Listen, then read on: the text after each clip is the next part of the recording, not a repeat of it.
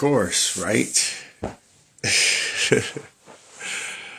Okay, I had to read this. The big four, as far as I know, I'm not an expert.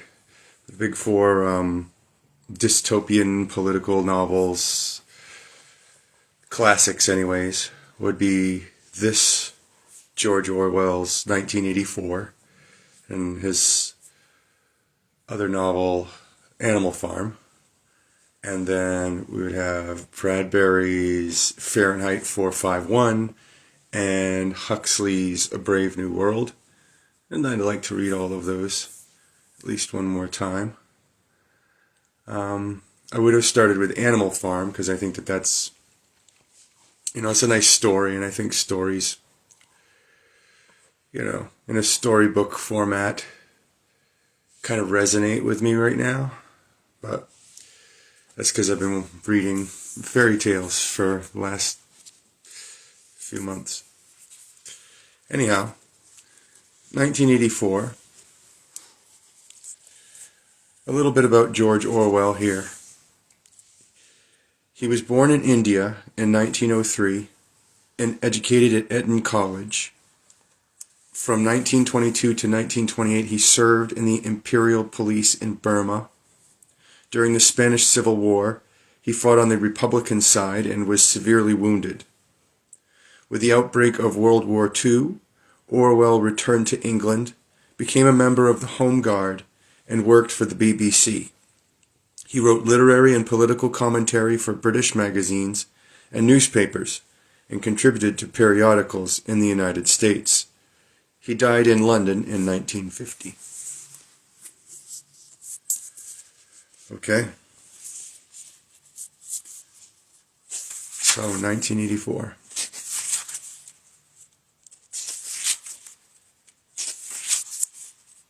Part 1. Chapter 1. It was a bright, cold day in April, and the clocks were striking 13. Winston Smith, his chin nuzzled into his breast in an effort to escape the vile wind, slipped quickly through the glass doors of Victory Mansions, though not quickly enough to prevent a swirl of gritty dust from entering along with him.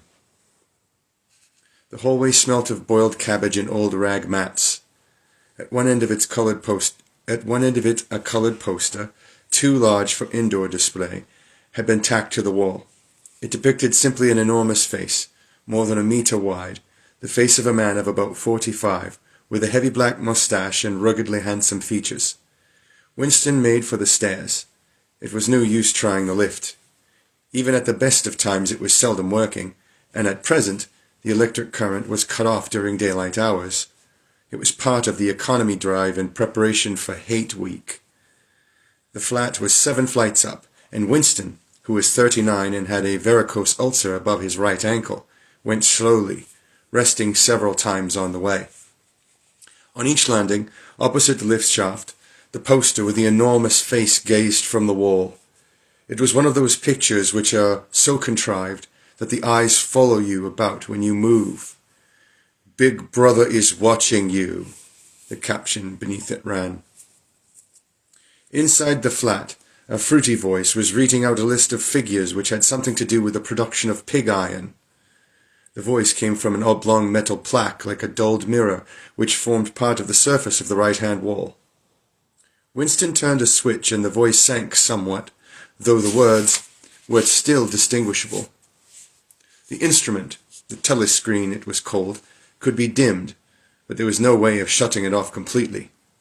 He moved over to the window, a smallish, frail figure, the meagreness of his body merely emphasized by the blue overalls, which were the uniform of the party. His hair was very fair, his face naturally sanguine, his skin roughened by coarse soap and blunt razor blades and the cold of the winter that had just ended. Outside, even through the shut window pane, the world looked cold. Down in the street, little eddies of wind were whirling dust and torn paper into spirals, and though the sun was shining and the sky a harsh blue, there seemed to be no colour in anything, except the posters that were plastered everywhere. The black mustachioed face gazed down from every commanding corner. There was one on the house front immediately opposite. "Big Brother is watching you," the caption said, while the dark eyes looked deep into Winston's own. Down at street level, another poster, torn at one corner, flapped fitfully in the wind, alternately covering and uncovering the single word "Ingsoc." In the far distance, a helicopter skimmed down between the roofs, hovered for an instant like a bluebottle, and darted away again with a curving flight. It was the police patrol snooping into people's windows. The patrols did not matter, however. Only the thought police mattered. Behind Winston's back, the voice from the telescreen was still babbling away about pig iron and the overfulfillment of the 9th 3-year plan. The telescreen received and transmitted simultaneously. Any sound that Winston made above the level of a very low whisper would be picked up by it. Moreover, so long as he remained within the field of vision which the metal plaque commanded, he could be seen as well as heard. There was, of course, no way of knowing whether you were being watched at any given moment. How often or on what system the thought police plugged in on any individual wire was guesswork. It was even conceivable that they watched everybody all the time. But at any rate, they could plug in your wire whenever they wanted to. You had to live, did live, from habit that became instinct, in the assumption that every sound you made was overheard, and except in darkness, every movement scrutinized. Winston kept his back turned to the telescreen. It was safer, though, as he well knew, even a back can be revealing. A kilometre away, the Ministry of Truth, his place of work, towered vast and white above the grimy landscape. This, he thought with a sort of vague distaste, this was London, chief city of Airstrip 1, itself the third most populous of the provinces of Oceania. He tried to squeeze out some childhood memory that should tell him whether London had always been quite like this. Were there always these vistas of rotting 19th century houses, their sides shored up with balks of timber, their windows patched with cardboard and their roofs with corrugated iron, their crazy garden walls sagging in all directions? And the bombed sites where the plaster dust swirled in the air, and the willow herbs straggled over the heaps of rubble, and the places where the bombs had cleared a larger patch, and there had sprung up sordid colonies of wooden dwellings like chicken houses. But it was no use. He could not remember. Nothing remained of his childhood except a series of bright-lit tableaux occurring against no background and mostly unintelligible. The Ministry of Truth, Minitrue, in Newspeak. Footnote: Newspeak was the official language of Oceania. For an account of its structure and etymology, see Appendix. End footnote. The Ministry of Truth, Minitrue, in Newspeak, was startlingly different from any other object in sight. It was an enormous pyramidal structure of glittering white concrete, soaring up terrace after terrace, 300 meters into the air. From where Winston stood, it was just possible to read, picked out on its white face in elegant lettering, the 3 slogans of the party. War is peace. Freedom is slavery. Ignorance is strength. The Ministry of Truth contained, it was said, 3,000 rooms above ground level, and corresponding ramifications below. Scattered about London there were just 3 other buildings of similar appearance and size. So completely did they dwarf the surrounding architecture that from the roof of Victory Mansions you could see all 4 of them simultaneously. They were the homes of the 4 ministries between which the entire apparatus of government was divided. The Ministry of Truth, which concerned itself with news, entertainment, education, and the fine arts. The Ministry of Peace, which concerned itself with war. The Ministry of Love, which maintained law and order, and the Ministry of Plenty, which was responsible for economic affairs. Their names in Newspeak: Minnie True, Minnie Pax, Minnie Love, and Minnie Plenty. The Ministry of Love was the really frightening one. There were no windows in it at all. Winston had never been inside the Ministry of Love, nor within half a kilometre of it. It was a place impossible to enter except on official business, and then only by penetrating through a maze of barbed wire entanglements, steel doors, and hidden machine gun nests. Even the streets leading up to its outer barriers were roamed by gorilla-faced guards in black uniforms, armed with jointed truncheons. Winston turned round abruptly. He had set his features into the expression of quiet optimism which it was advisable to wear when facing the telescreen. He crossed the room into the tiny kitchen. By leaving the ministry at this time of day, he had sacrificed his lunch in the canteen, and he was aware that there was no food in the kitchen except a hunk of dark-coloured bread which had got to be saved for tomorrow's breakfast. He took down from the shelf a bottle of colourless liquid with a plain white label marked Victory Gin. It gave off a sickly, oily smell as of Chinese rice spirit. Winston poured out nearly a teacupful, nerved himself for a shock, and gulped it down like a dose of medicine. Instantly his face turned scarlet, and the water ran out of his eyes. The stuff was like nitric acid, and, moreover, in swallowing it, one had the sensation of being hit on the back of the head with a rubber club. The next moment, however, the burning in his belly died down, and the world began to look more cheerful. He took a cigarette from the crumpled packet marked Victory Cigarettes, and incautiously held it upright, whereupon the tobacco fell out onto the floor. With the next, he was more successful. He went back to the living room and sat down at a small table that stood to the left of the telescreen. From the table drawer, he took out a penholder, a bottle of ink, and a thick, quarto-sized blank book with a red back and a marbled cover. For some reason, the telescreen in the living room was in an unusual position. Instead of being placed, as was normal, in the end wall, where it could command the whole room, it was in the longer wall, opposite the window. To one side of it there was a shallow alcove in which Winston was now sitting, and which, when the flats were built, had probably been intended to hold bookshelves. By sitting in the alcove and keeping well back, Winston was able to remain outside the range of the telescreen, so far as sight went. He could be heard, of course, but so long as he stayed in his present position, he could not be seen. It was partly the unusual geography of the room that had suggested to him the thing that he was now about to do. But it had also been suggested by the book that he had just taken out of the drawer. It was a peculiarly beautiful book. Its smooth, creamy paper, a little yellowed by age, was of a kind that had not been manufactured for at least 40 years past. He could guess, however, that the book was much older than that. He had seen it lying in the window of a frowsy little junk shop in a slummy quarter of the town, just what quarter he did not now remember, and had been stricken immediately by an overwhelming desire to possess it.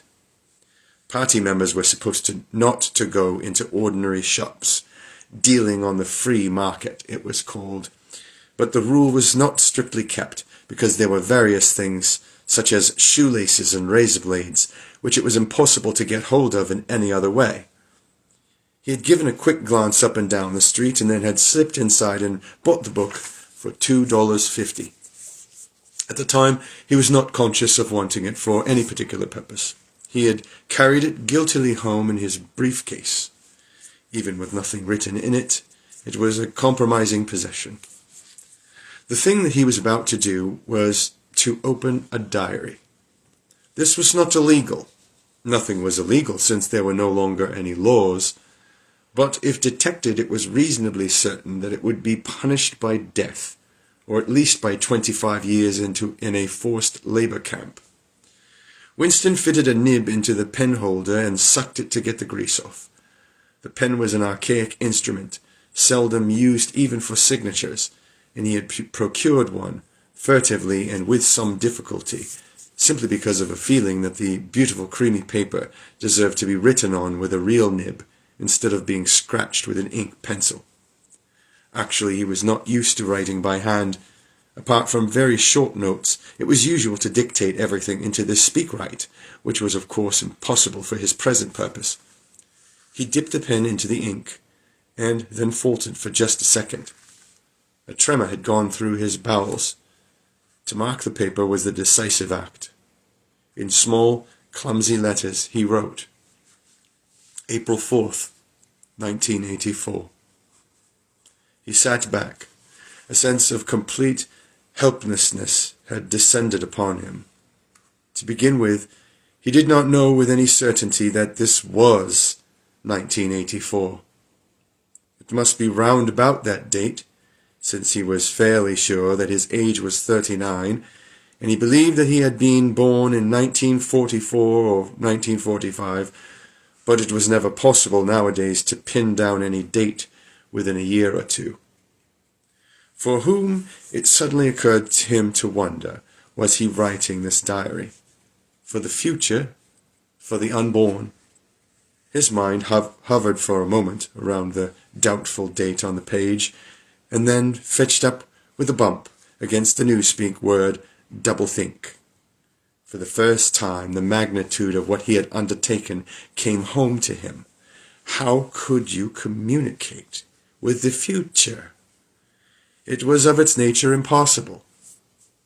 Either the future would resemble the present, in which case it would not listen to him, or it would be different from it, and his predicament would be meaningless.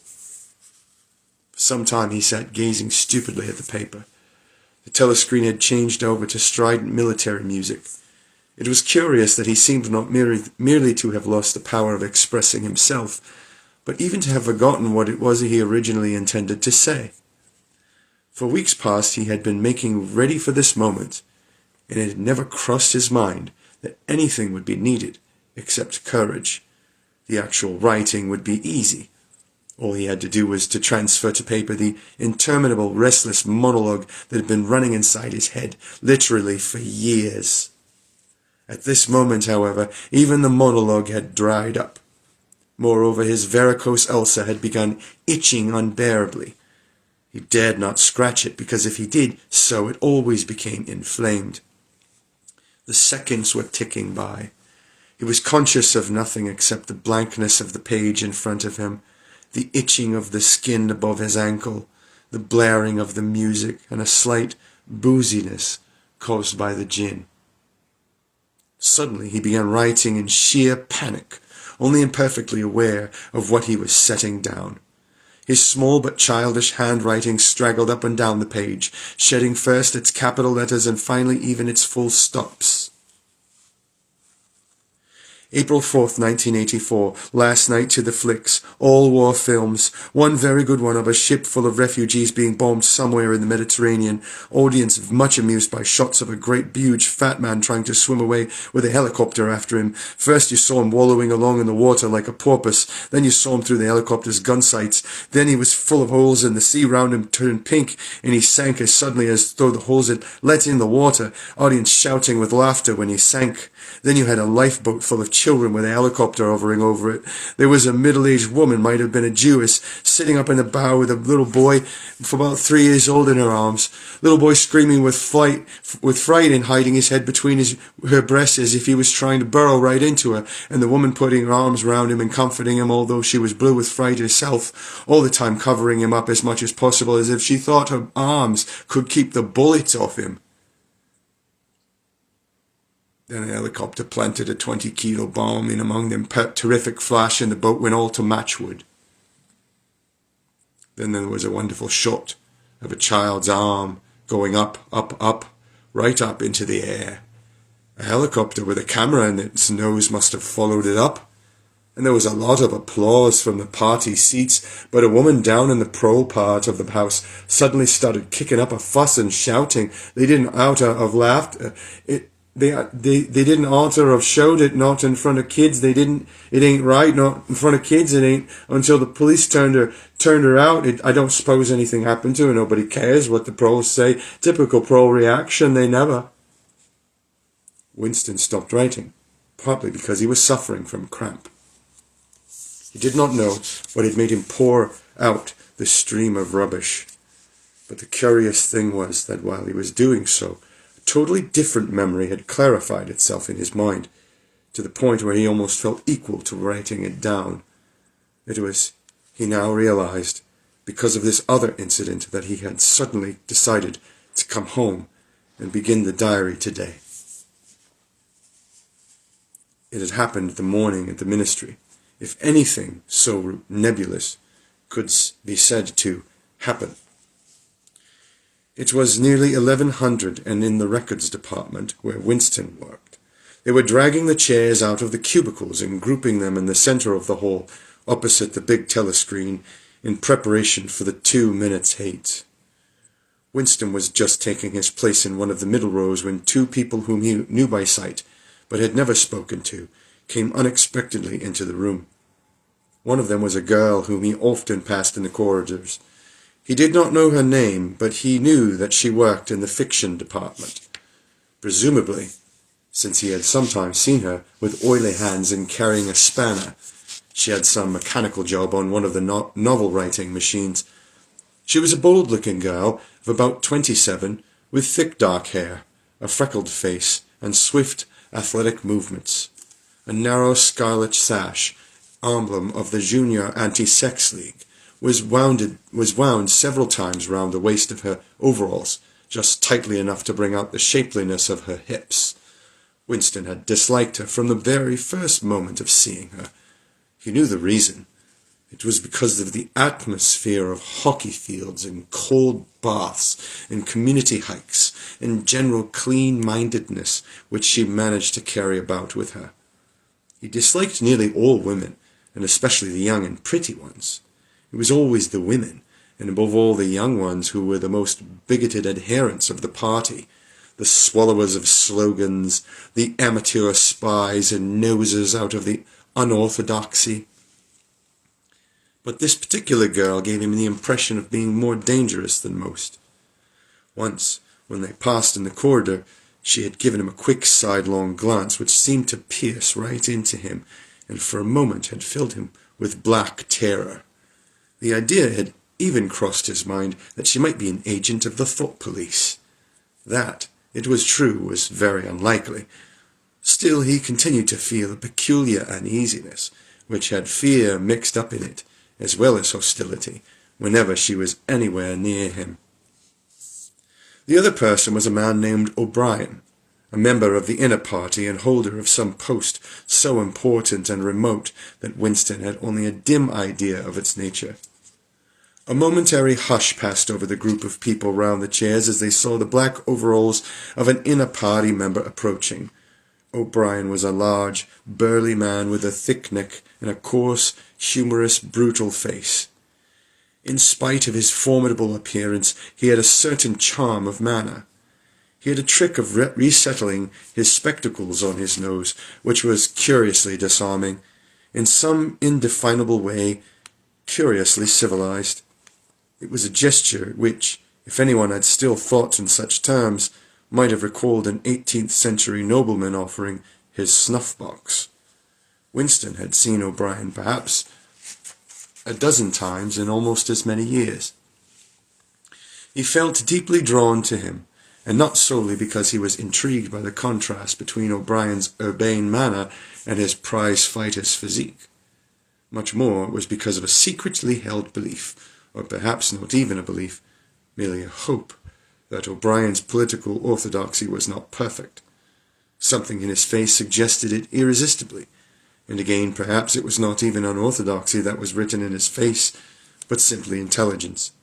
But at any rate he had the appearance of being a person that you could talk to, if somehow you could cheat the telescreen and get him alone. Winston had never made the smallest effort to verify this guess.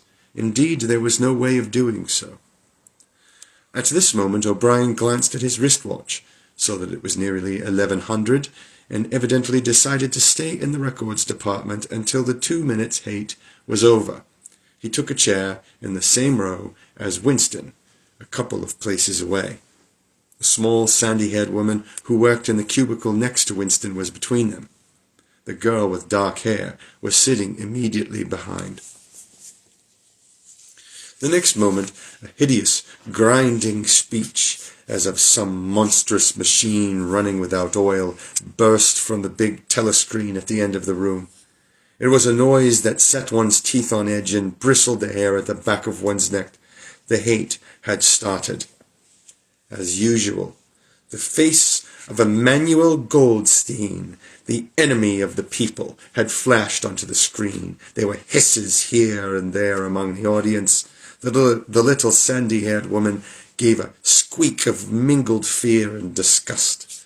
Goldstein was the renegade and the backslider who once, long ago, how long ago nobody quite remembered, had been one of the leading figures of the party, almost on a level with Big Brother himself, and then had engaged in counter-revolutionary activities, had been condemned to death, had mysteriously escaped and disappeared. The program of the 2 minutes hate varied from day to day, but there was none in which Goldstein was not the principal figure. He was the primal traitor, the earliest defiler of the party's purity.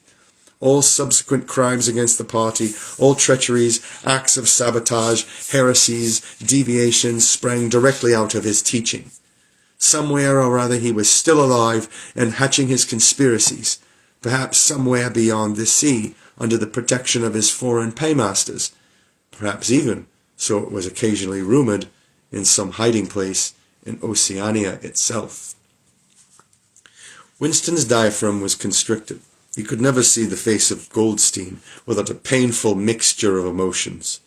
It was a lean Jewish face, with a great fuzzy aureole of white hair and a small goatee beard, a clever face, and yet somehow inherently despicable, with a kind of senile silliness in the long, thin nose near the end of which a pair of spectacles was patched.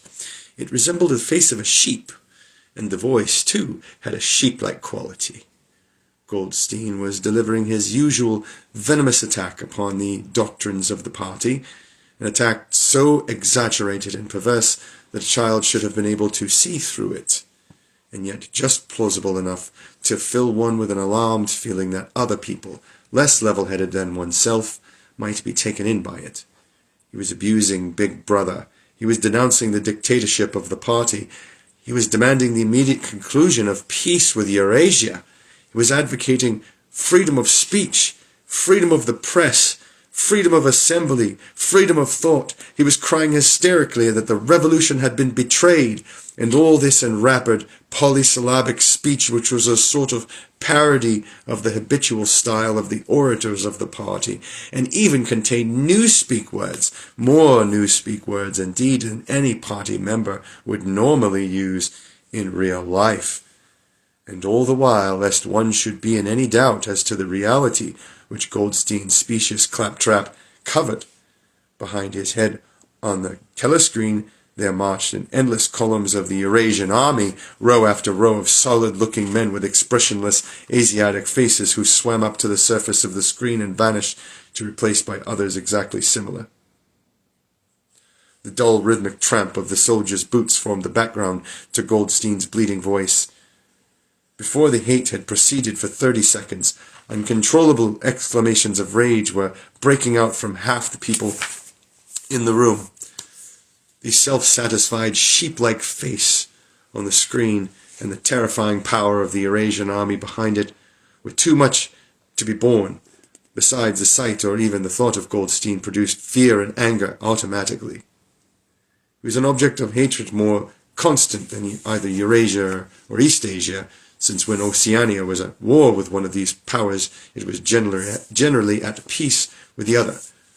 But what was strange was that although Goldstein was hated and despised by everybody, although every day, and 1,000 times a day on platforms, on the telescreen, in newspapers, in books, his theories were refuted, smashed, ridiculed, held up to the general gaze for the pitiful rubbish that they were, in spite of all this, His influence never seemed to grow less.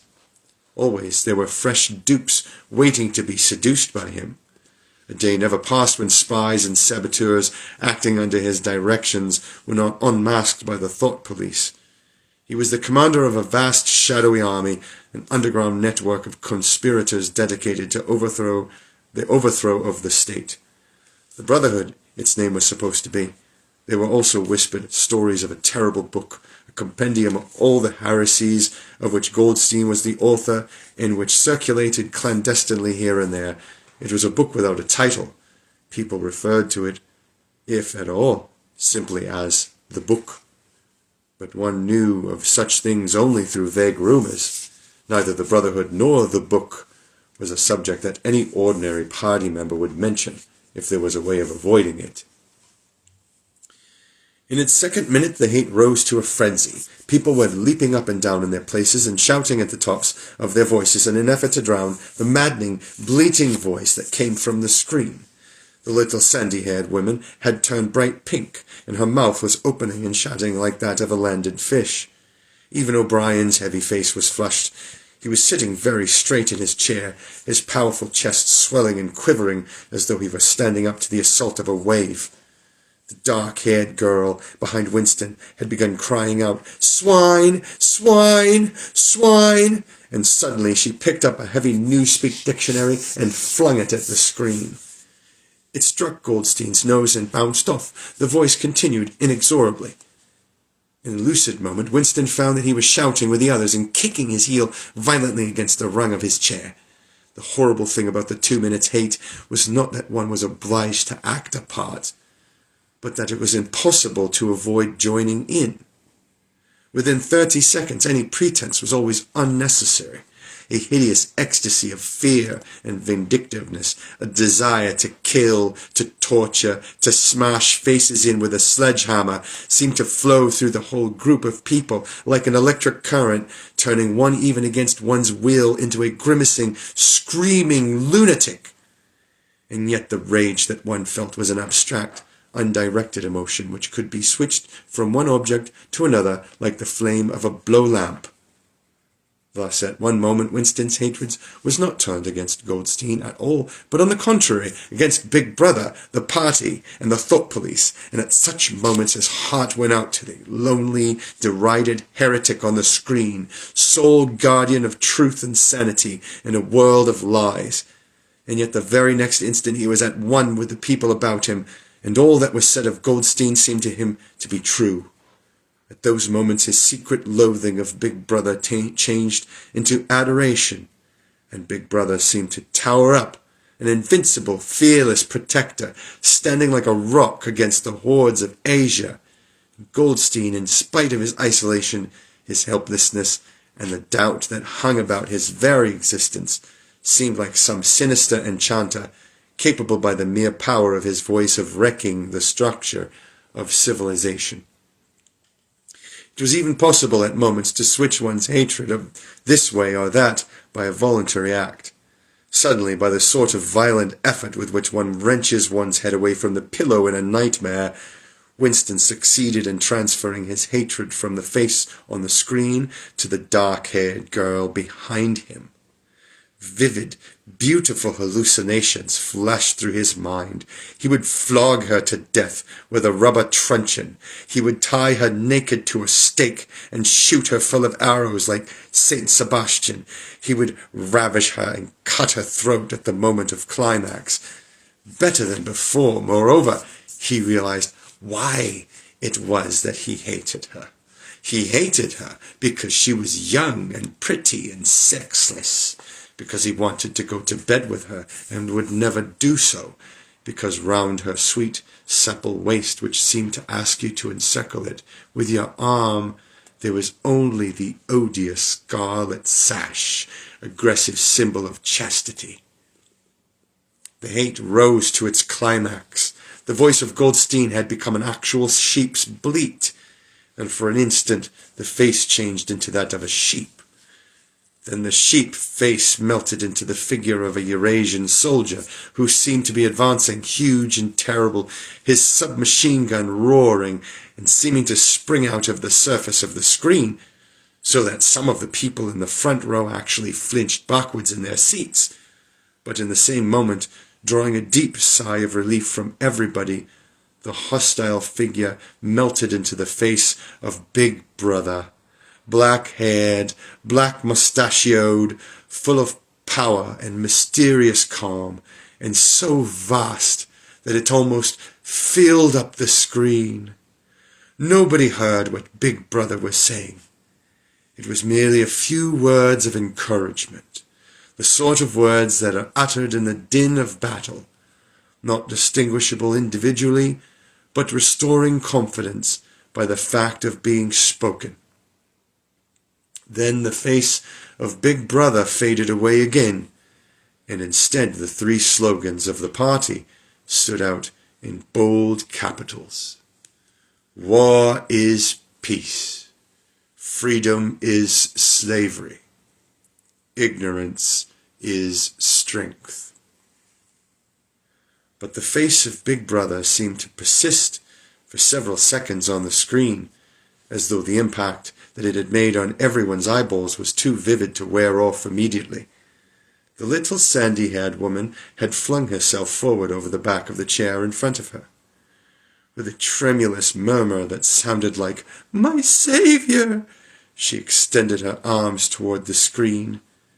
Then she buried her face in her hands. It was apparent that she was uttering a prayer.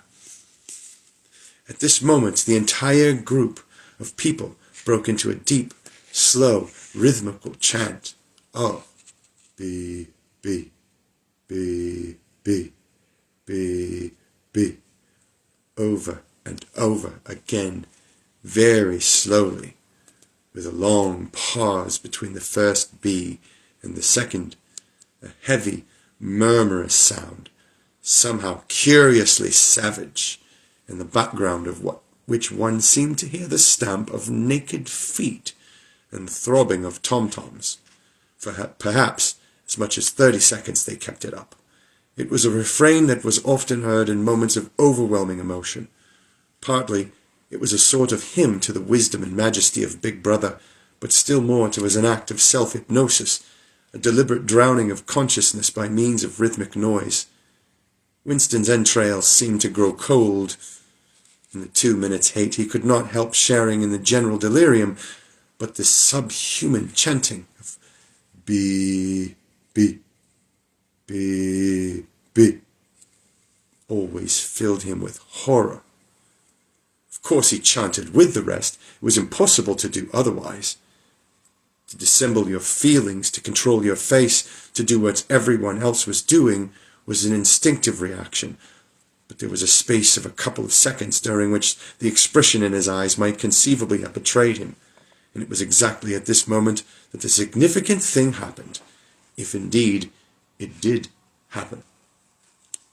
Momentarily, he caught O'Brien's eye. O'Brien had stood up, he had taken off his spectacles, and was in the act of resettling them on his nose with his characteristic gesture. But there was a fraction of a second when their eyes met, and for as long as it took to happen, Winston knew, yes, he knew, that O'Brien was thinking the same thing as himself. An unmistakable message had passed. It was as though their two minds had opened, and the thoughts were flowing from one to the other through their eyes. "I am with you," O'Brien seemed to be saying to him. "I know precisely what you are feeling. I know all about your contempt, your hatred, your disgust. But don't worry, I am on your side." And then the flash of intelligence was gone, and O'Brien's face was as inscrutable as everybody else's. That was all, and he was already uncertain whether it had happened. Such incidents never had any sequel. All that they did was to keep him alive in the belief or hope that others besides himself were the enemies of the party. Perhaps the rumors of vast underground conspiracies were true after all. Perhaps the Brotherhood really existed. It was impossible, in spite of the endless arrests and confessions and executions, to be sure that the Brotherhood was not simply a myth. Some days he believed in it, some days not. There was no evidence, only fleeting glimpses that might mean anything or nothing, snatches of overheard conversation, faint scribbles on lavatory walls. Once, even when two strangers met, a small movement of the hands which had looked as though it might be a signal of recognition. It was all guesswork. Very likely he had imagined everything. He had gone back to his cubicle without looking at O'Brien again. The idea of following up their momentary contact hardly crossed his mind. It would have been inconceivably dangerous even if he had known how to set about doing it. For a second, 2 seconds, they had exchanged an equivocal glance, and that was the end of the story. But even that was a memorable event in the locked loneliness in which one had to live. Winston roused himself and sat up straighter. He let out a belch. The gin was rising from his stomach. His eyes refocused on the page. He discovered that while he sat helplessly musing, he had also been writing, as though by automatic action, and it was no longer the same cramped, awkward handwriting as before. His pen had slid voluptuously over the smooth paper, printing in large, neat capitals, "Down with Big Brother, down with Big Brother, down with Big Brother, down with Big Brother, down with Big Brother," over and over again, filling half a page. He could not help feeling a twinge of panic. It was absurd, since the writing of those particular words was not more dangerous than the initial act of opening the diary. But for a moment he was tempted to tear out the spoiled pages and abandon the enterprise altogether. He did not do so, however, because he knew that it was useless. Whether he wrote "Down with Big Brother," or whether he refrained from writing it, made no difference. Whether he went on with the diary, or whether he did not go on with it, made no difference. The thought police would get him just the same. He had committed, would still have committed, even if he had never set pen to paper, the essential crime that contained all others in itself. Thought crime, they called it. Thought crime was not a thing that could be concealed forever. You might dodge successfully for a while, even for years, but sooner or later they were bound to get you.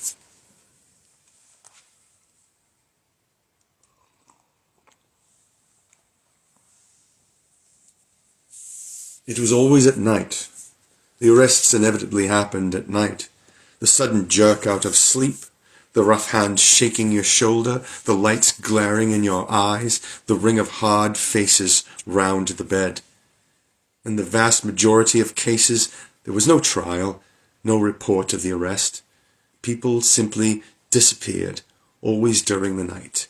Your name was removed from the registers. Every record of everything you had ever done was wiped out. Your one-time existence was denied and then forgotten. You were abolished, annihilated, vaporized was the usual word. For a moment he was seized by a kind of hysteria. He began writing in a hurriedly untidy scrawl. "They'll shoot me, I don't care. They'll shoot me in the back of the neck, I don't care. Down with Big Brother. They always shoot you in the back of the neck, I don't care. Down with Big Brother." He sat back in his chair, slightly ashamed of himself, and laid down the pen. The next moment he started violently. There was a knocking at the door. Already! He sat still as a mouse in the futile hope that whoever it was might go away after a single attempt, but no. The knocking was repeated. The worst thing of all would be to delay. His heart was thumping like a drum, but his face, from long habit, was probably expressionless. He got up and moved heavily toward the door.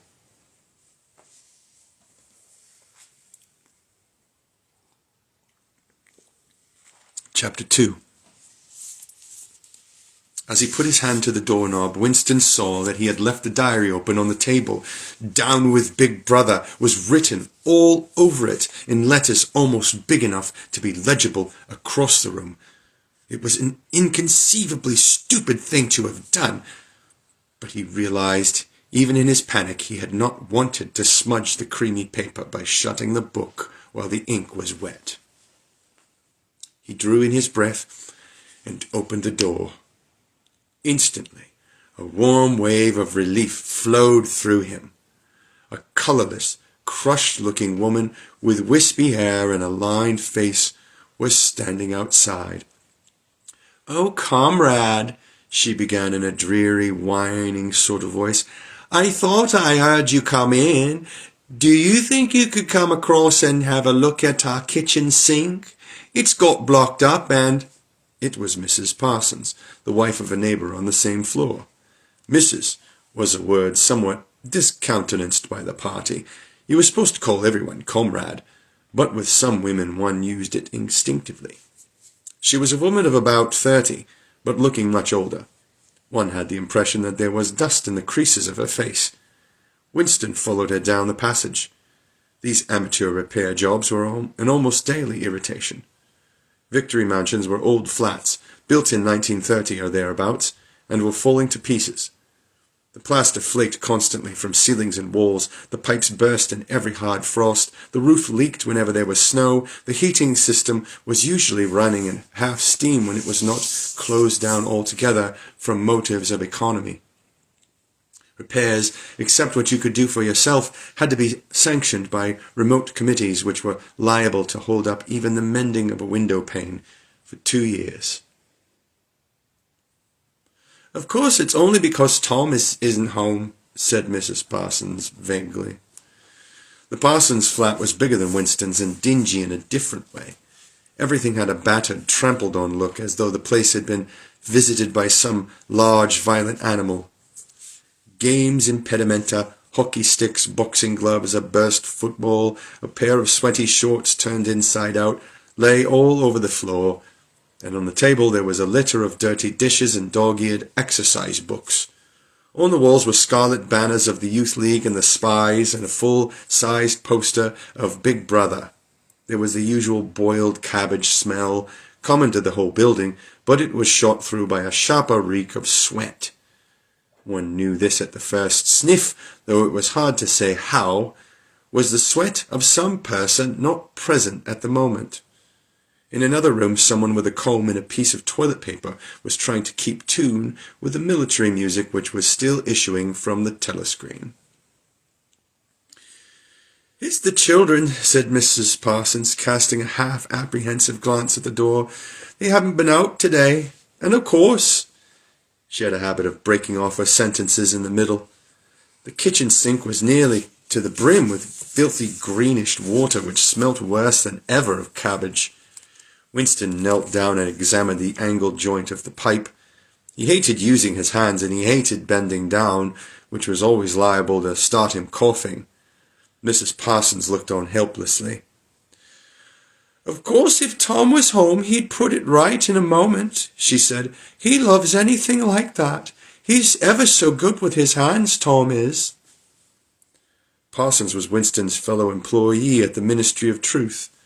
He was a fattish but active man of paralyzing stupidity, a mass of imbecile enthusiasms, one of those completely unquestioning devoted drudges on whom, more even than on the thought police, the stability of the party depended.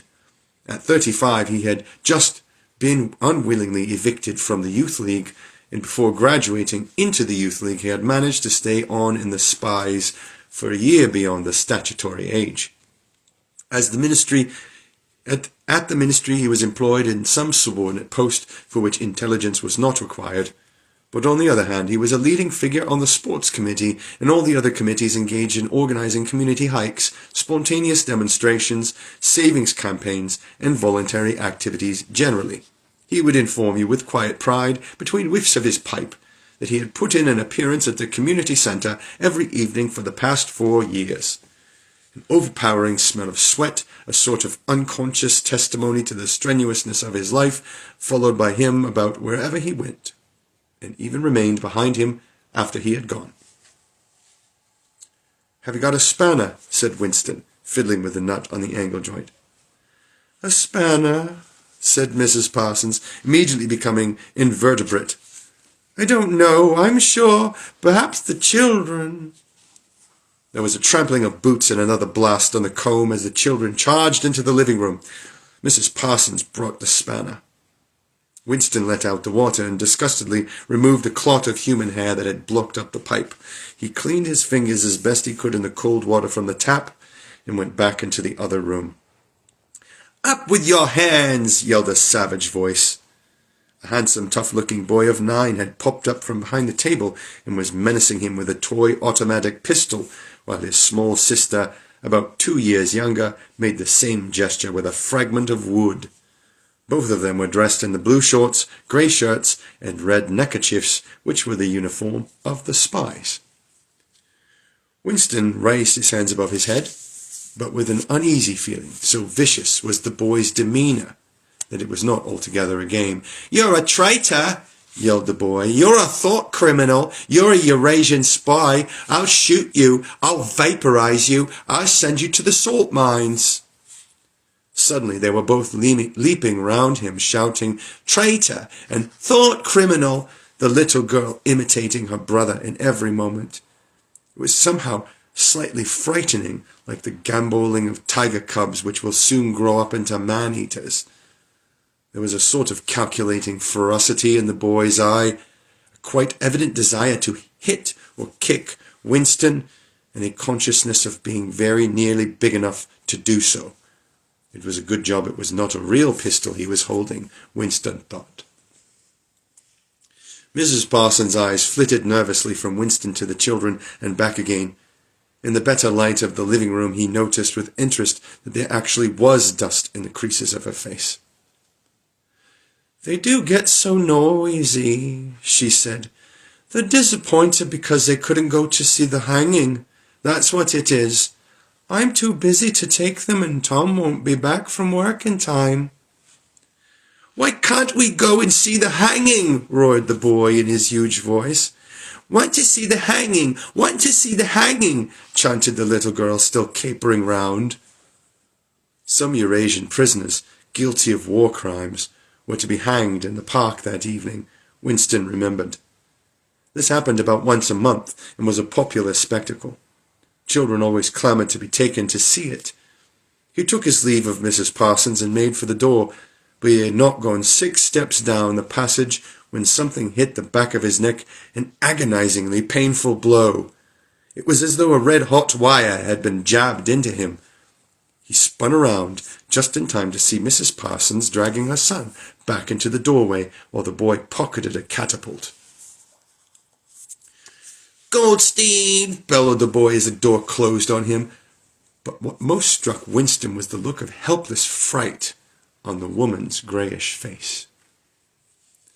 Back in the flat, he stepped quickly past the telescreen and sat down at the table again, still rubbing his neck. The music from the telescreen had stopped.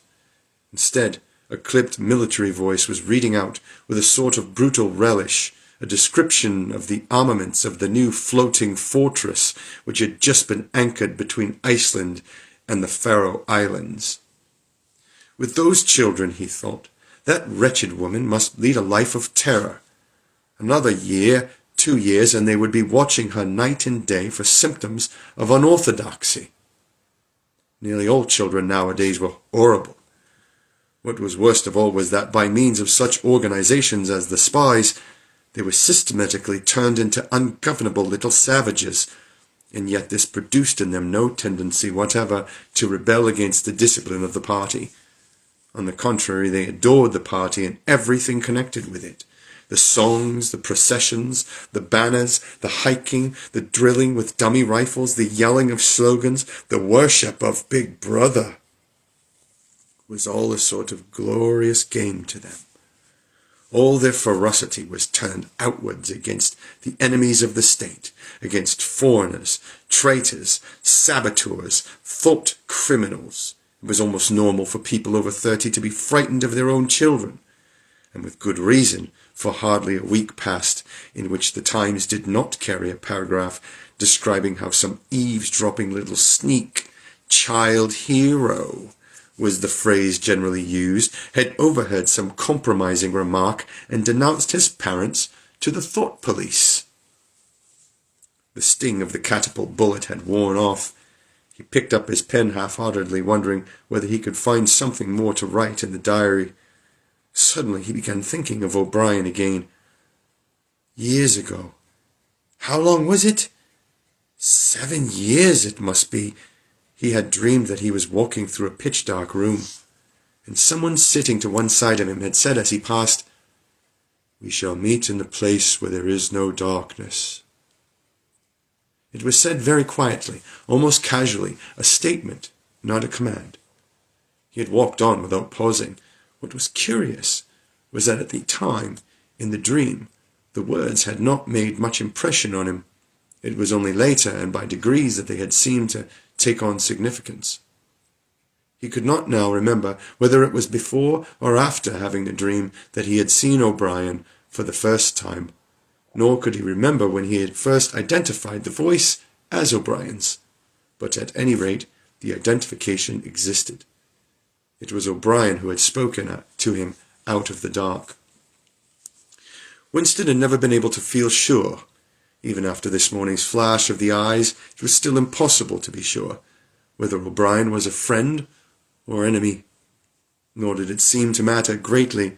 There was a link of understanding between them, more important than affectional partisanship.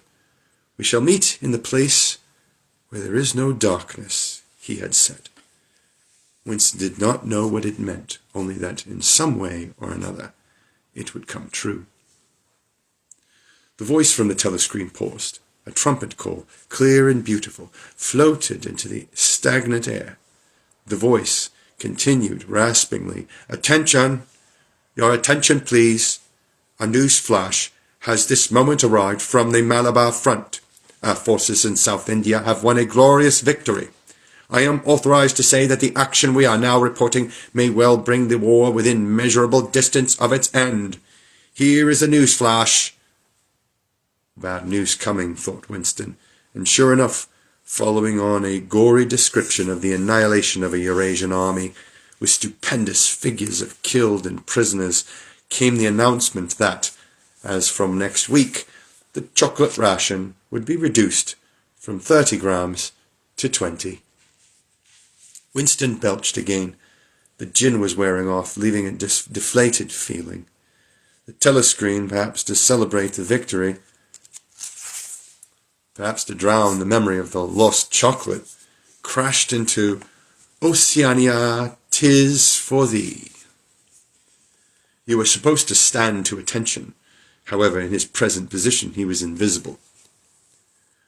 "Oceania, 'tis for thee" gave way to lighter music. Winston walked over to the windows, keeping his back to the telescreen. The day was still cold and clear. Somewhere far away a rocket bomb exploded with a dull, reverberating roar. About 20 or 30 of them a week were falling on London at present. Down in the street the wind flapped the torn poster to and fro, and the word "Ing Sok" fitfully appeared and vanished. Ing Sok, the sacred principles of Ing Sok, new speak, double think, the mutability of the past. He felt as though he were wandering in the forests of the sea bottom, lost in a monstrous world where he himself was the monster. He was alone. The past was dead. The future was unimaginable. What certainty had he that a single human creature now living was on his side? And what way of knowing that the dominion of the party would not endure forever? Like an answer, the 3 slogans on the white face of the Ministry of Truth came back at him. War is peace. Freedom is slavery. Ignorance is strength. He took a 25-cent piece out of his pocket. There, too, in tiny clear lettering, the same slogans were inscribed, and on the other face of the coin, the head of Big Brother. Even from the coin the eyes pursued you. On coins, on stamps, on the covers of books, on banners, on posters, and on the wrappings of a cigarette packet. Everywhere, always the eyes watching you and the voice enveloping you. Asleep or awake, working or eating, indoors or out of doors, in the bath or in bed. No escape. Nothing was your own except the few cubic centimeters inside your skull. The sun had shifted round, and the myriad windows of the Ministry of Truth, with the light no longer shining on them, looked grim as the loopholes of a fortress. His heart quailed before the enormous pyramidal shape. It was too strong. It could not be stormed. 1,000 rocket bombs would not batter it down. He wondered again for whom he was writing the diary, for the future, for the past, for an age that might be imaginary. And in front of him there lay not death, but annihilation. The diary would be reduced to ashes and himself to vapor. Only the thought police would read what he had written before they wiped it out of existence and out of memory. How could you make appeal to the future when not a trace of you, not even an anonymous word scribbled on a piece of paper, could physically survive? The telescreen struck 14. He must leave in 10 minutes. He had to be back at work by 14:30. Curiously, the chiming of the hour seemed to have put new heart into him. He was a lonely ghost, uttering a truth that nobody would ever hear. But so long as he uttered it in some obscure way, the continuity was not broken. It was not by making yourself heard, but by staying sane, that you carried on the human heritage. He went back to the table, dipped his pen, and wrote. To the future or to the past, to a time when thought is free, when men are different from one another and do not live alone. To a time when truth exists and what is done cannot be undone. From the age of uniformity, from the age of solitude, from the age of Big Brother, from the age of doublethink. Greetings. He was already dead, he reflected. It seemed to him that it was only now, when he had begun to be able to formulate his thoughts, that he had taken the decisive step. The consequences of every act are included in the act itself. He wrote, "Thought crime does not entail death. Thought crime is death."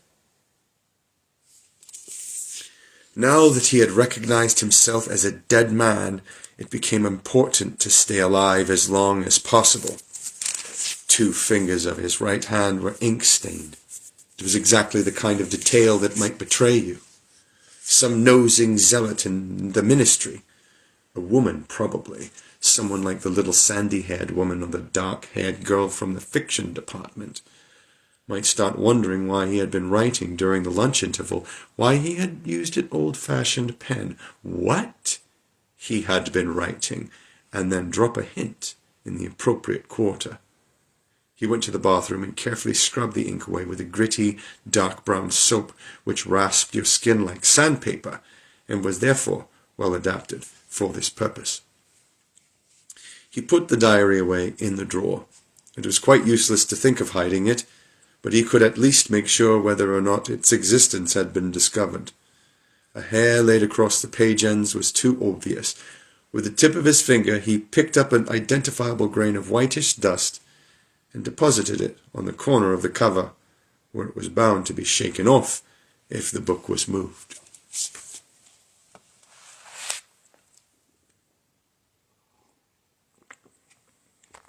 Chapter 3. Winston was dreaming of his mother.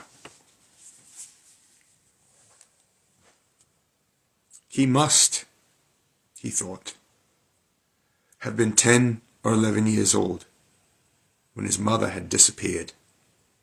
She was a tall, statuesque, rather silent woman, with slow movements and magnificent fair hair.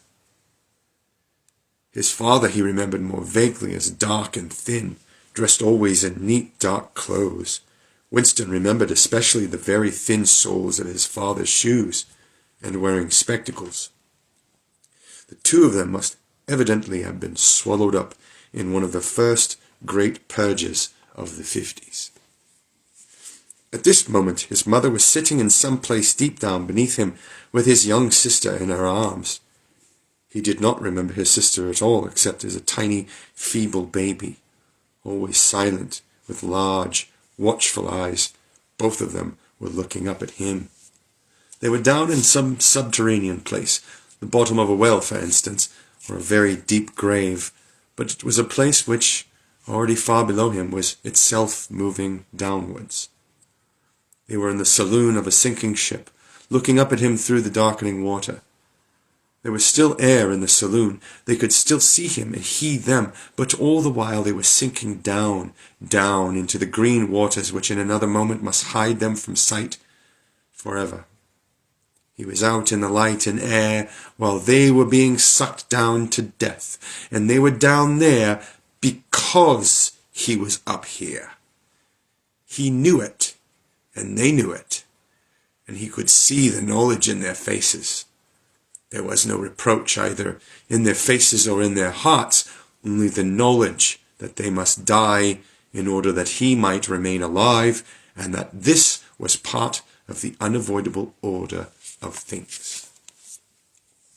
He could not remember what had happened, but he knew in his dream that in some way the lives of his mother and his sister had been sacrificed to his own. It was one of those dreams which, while retaining the characteristic dream scenery, are a continuation of one's intellectual life, and in which one becomes aware of facts and ideas which still seem new and valuable after one is awake. The thing that now suddenly struck Winston was that his mother's death, nearly 30 years ago, had been tragic and sorrowful in a way that was no longer possible. Tragedy, he perceived, belonged to the ancient time, to a time when there was still privacy, love, and friendship, when the members of a family stood by one another without needing to know the reason. His mother's memory tore at his heart because she had died loving him when he was too young and selfish to love her in return. And because somehow, he did not remember how, she had sacrificed herself to a conception of loyalty that was private and unalterable. Such things, he saw, could not happen today. Today there were fear, hatred, and pain, but no dignity of emotion, no deep or complex sorrows. All this he seemed to see in the large eyes of his mother and his sister, looking up at him through the green water hundreds of fathoms down, and still sinking. Suddenly he was standing on short, springy turf on a summer evening when the slanting rays of the sun gilded the ground. The landscape that he was looking at recurred so often in his dreams, he was never fully certain whether or not he had seen it in the real world. In his waking thoughts, he called it the Golden Country. It was an old rabbit-bitten pasture with a foot track wandering across it and a molehill here and there. In the ragged hedge on the opposite side of the field, the boughs of the elm trees were swaying very faintly in the breeze, their leaves just stirring in dense masses, like women's hair. Somewhere near at hand, though out of sight, there was a clear, slow-moving stream where dace were swimming in the pools under the willow trees. The girl with dark hair was coming toward him across the field. With what seemed a single movement, she tore off her clothes and flung them disdainfully aside. Her body was white and smooth, but it aroused no desire in him. Indeed, he barely looked at it. What overwhelmed him was in that instant was admiration for the gesture with which she had thrown her clothes aside. With its grace and carelessness, it seemed to annihilate a whole culture, a whole system of thought, as though Big Brother and the party and the thought police could all be swept into nothingness by a single splendid movement of the arm. That too was a gesture belonging to the ancient time. Winston woke up with the word Shakespeare on his lips. The telescreen was giving forth an ear-splitting whistle, which continued on the same note for 30 seconds. It was not 7:15, getting up time for office hours. Winston wrenched his body out of bed, naked, for a member of the outer party received only 3,000 clothing coupons annually, and a suit of pajamas was 600, and seized a dingy singlet and a pair of shorts that were lying across a chair. The physical jerks would begin in 3 minutes. Next moment he was doubled up by a violent coughing fit which nearly always attacked him soon after waking up. It emptied his lungs so completely that he could only begin breathing again by lying on his back and taking a series of deep gasps. His veins had swelled with the effort of the cough, and the varicose ulcer had started itching. 30 to 40 group, yapped a piercing female voice. 30 to 40 group. Take your places, please. 30s to 40s. Winston sprang to attention in front of the television, upon which the image of a youngish woman, scrawny but muscular, dressed in tunic and gym shoes, had already appeared. Arms bending and stretching, she rapped out. Take your time by me. 1, 2, 3, 4. 1, 2, 3, 4. Come on, comrades, put a bit of life into it. 1, 2, 3, 4. 1, 2, 3, 4. The pain of the coughing fit had not quite driven out of Winston's mind the impression made by his dream, and the rhythmic movements of the exercise restored it somewhat. As he mechanically shot his arms back and forth, wearing on his face the look of grim enjoyment which was considered proper during the physical jerks, he was struggling to think his way backward into the dim period of his early childhood. It was extraordinarily difficult. Beyond the late 50s, everything faded, when there were no external records that you could refer to. Even the outline of your own life lost its sharpness. You remembered huge events which had quite probably not happened. You remembered the detail of incidents without being able to recapture their atmosphere, and there were long blank periods to which you could assign nothing. Everything had been different then. Even the names of countries and their shapes on the map had been different. Airstrip 1, for instance, had not been so cold in those days. It had been called England or Britain through London, though London, he felt fairly certain, had always been called London. Winston could not definitely remember a time when his country had not been at war, but it was evident that there had been a fairly long interval of peace during his childhood, because one of his early memories was of an air raid which appeared to take everyone by surprise. Perhaps it was the time when the atomic bomb had fallen on Colchester. He did not remember the raid itself, but he did remember his father's hand clutching his own as they hurried down, down, down into some place deep in the earth, round and round a spiral staircase which rang under his feet, and which finally so wearied his legs that he began whimpering, and they had to stop and rest. His mother, in her slow, dreamy way, was following a long way behind them. She was carrying his baby sister, or perhaps it was only a bundle of blankets that she was carrying. He was not certain whether his sister had been born then. Finally, they had emerged into a noisy, crowded place which he had realized to be a tube station. There were people sitting all over the stone-flagged floor, and other people, packed tightly together, were sitting on metal bunks, one above the other. Winston and his mother and father found themselves a place on the floor, and near them an old man and an old woman were sitting side by side on a bunk. The old man had on a decent dark suit and a black cloth cap pushed back from very white hair. His face was scarlet, and his eyes were blue and full of tears. He reeked of gin. He seemed to breathe out of his skin in a place of sweat, and one could have fancied that the tears welling from his eyes were pure gin. But though slightly drunk, he was also suffering under some grief that was genuine and unbearable. In his childish way, Winston grasped that some terrible thing, something that was beyond forgiveness and could never be remedied, had just happened. It also seemed to him that he knew what it was. Someone whom the old man loved, a little granddaughter perhaps, had been killed. Every few minutes the old man kept repeating, "We didn't ought to have trusted him. I said so, Ma, didn't I? That's what I come of trusting him. I said so all along. We didn't ought to have trusted the buggers." But which buggers they didn't ought to have trusted, Winston could not now remember. Since about that time, war had been literally continuous, though strictly speaking it had not always been the same war. For several months during his childhood there had been confused street fighting in London itself, some of which he remembered vividly. But to trace out the history of the whole period, to say who was fighting whom at any given moment, would have been utterly impossible, since no written record and no spoken word ever made mention of any other alignment than the existing one. At this moment, for example, in 1984, if it was 1984, Oceania was at war with Eurasia and in alliance with Eastasia. In no public or private utterance was it ever admitted that the three powers had at any time been grouped along different lines. Actually, as Winston well knew, it was only 4 years since Oceania had been at war with Eastasia and in alliance with Eurasia. But that was merely a piece of furtive knowledge which he happened to possess because his memory was not satisfactorily under control. Officially, the change of partners had never happened. Oceania was at war with Eurasia. Therefore, Oceania had always been at war with Eurasia.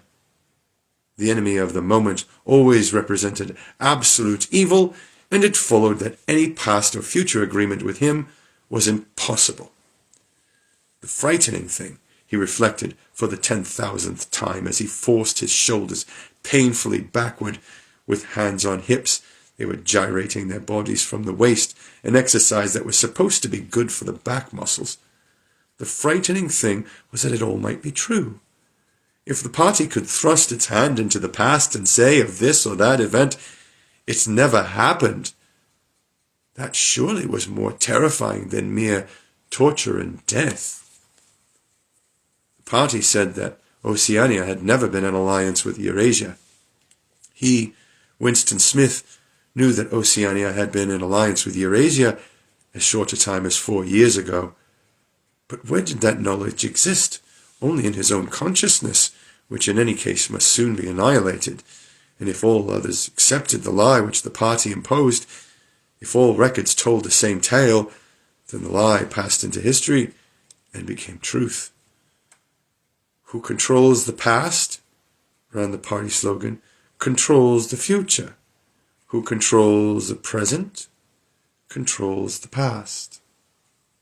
And yet the past, though of its nature alterable, had never been altered. Whatever was true now was true from everlasting to everlasting. It was quite simple. All that was needed was an unending series of victories over your own memory.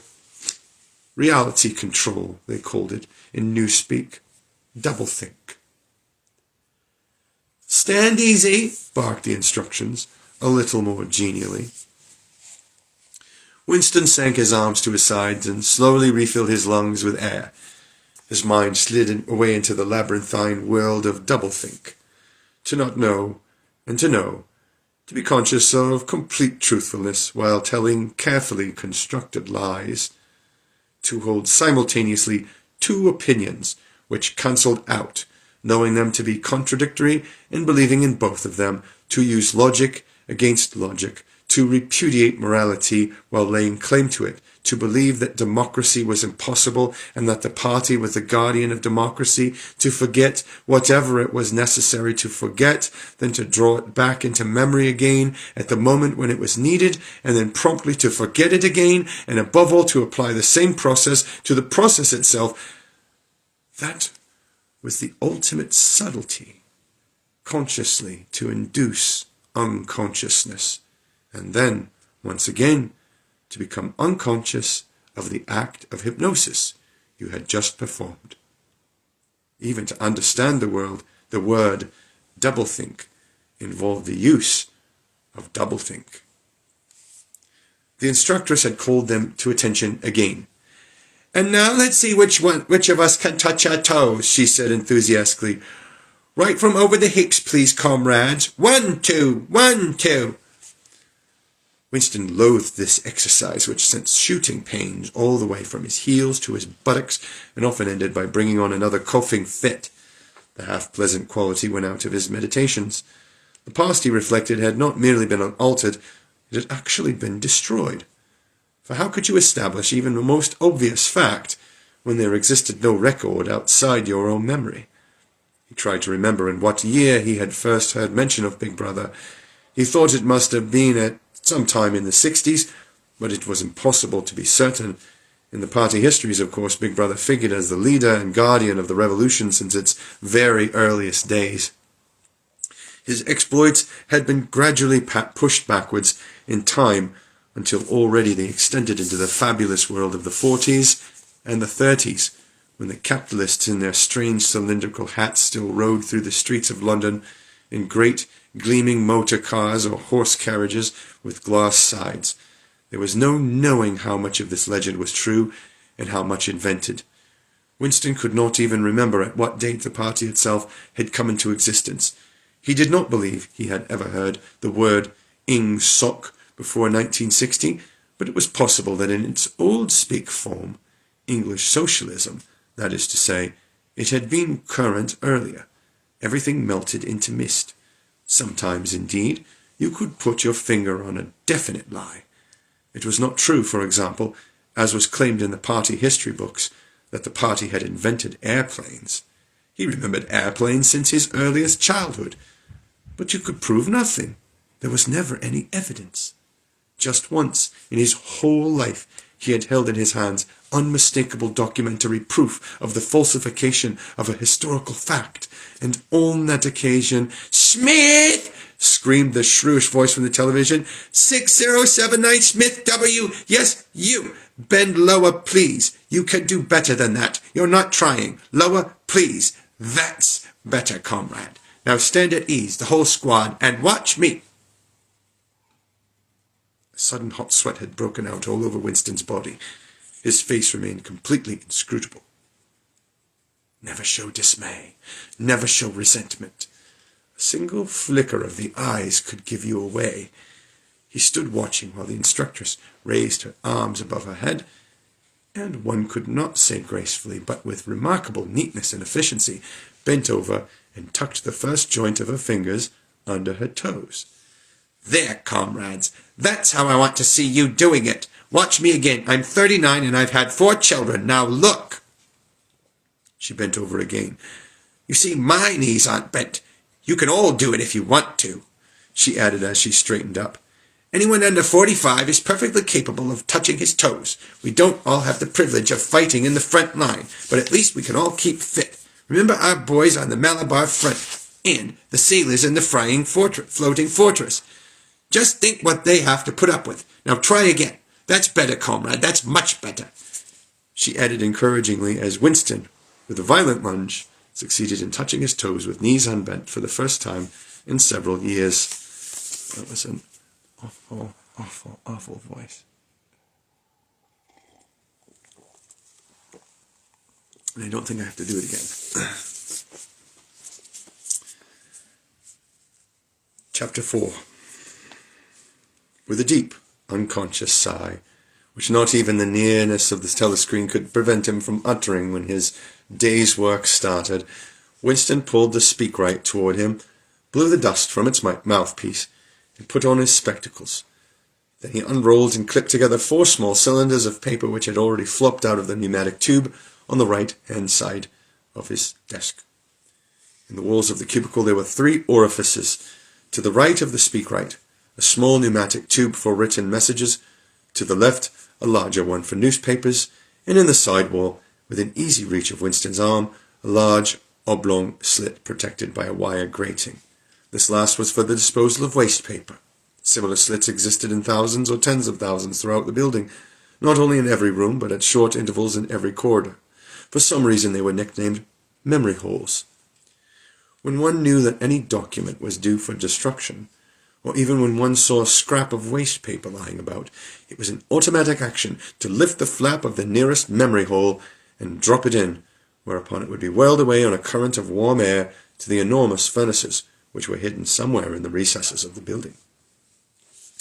Winston examined the 4 slips of paper which he had unrolled.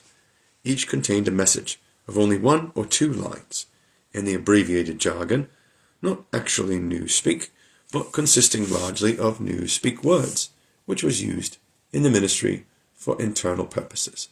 They ran: Times 17.3.84bb, speech malreported Africa rectify. Times 19.12.83, forecast 3, YP fourth quarter, 83 misprints, verify current issue. Times 14.2.84, mini plenty malquoted chocolate rectify. Times 3.12.83, reporting BB day order, double plus ungood refs, unpersons, rewrite full wise sub, anti-filing.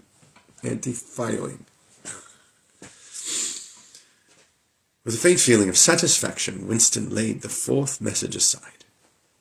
It was an intricate and responsible job and had better be dealt with last. The other three were more routine matters, though the second one would probably mean some tedious wading through lists of figures. Winston dialed back numbers on the television and called for the appropriate issues of the Times, which slid out of the pneumatic tube after only a few minutes' delay. The messages he had received referred to articles or news items, which for one reason or another it was thought necessary to alter, or as the official phrase had it, to rectify. For example, it appeared from the Times of the 17th of March that Big Brother, in his speech of the previous day, had predicted that the South Indian front would remain quiet, but that a Eurasian offensive would shortly be launched in North Africa. As it happened, the Eurasian Higher Command had launched its offensive in South India and left North Africa alone. It was therefore necessary to rewrite a paragraph of Big Brother's speech in such a way as to make him predict the thing that had actually happened. Or again, the Times of the 19th of December had published the official forecasts of the output of various classes of consumption goods in the fourth quarter of 1983, which was also the sixth quarter of the ninth three-year plan. Today's issue contained a statement of the actual output, from which it appeared that the forecasts were in every instance grossly wrong. Excuse me. Winston's job was to rectify the original figures by making them agree with the later ones. As for the third measure, it referred to a very simple error which could be set right in a couple of minutes. A short time ago, as February, the Ministry of Plenty had issued a promise, a categorical pledge, were the official words, that there would be no reduction of the chocolate ration during 1984. Actually, as Winston was aware, the chocolate ration was to be reduced from 30 grams to 20 at the end of the present week. All that was needed was to substitute for the original promise a warning that it would probably be necessary to reduce the ration at some time in April. As soon as Winston had dealt with each of the messages, he clipped his speak-written corrections to the appropriate copy of the Times and pushed them into the pneumatic tube. Then, with a movement which was as nearly as possible unconscious, he crumpled up the original message and any notes that he himself had made and dropped them into the memory hole to be devoured by the flames. What happened in that unseen labyrinth to which the pneumatic tubes led, he did not know in detail, but he did know in general terms. As soon as all the corrections which happened to be necessary in any particular number of the Times had been assembled and collated, that number would be reprinted, the original copy destroyed, and the corrected copy placed on the files in its stead. This process of continuous alteration was applied not only to newspapers, but to books, periodicals, pamphlets, posters, leaflets, films, soundtracks, cartoons, photographs, to every kind of literature or documentation which might conceivably hold any political or ideological significance. Day by day, and almost minute by minute, the past was brought up to date. In this way, every prediction made by the party could be shown by documentary evidence to have been correct. Nor was any item of news or any expression of opinion which conflicted with the needs of the moment ever allowed to remain on record.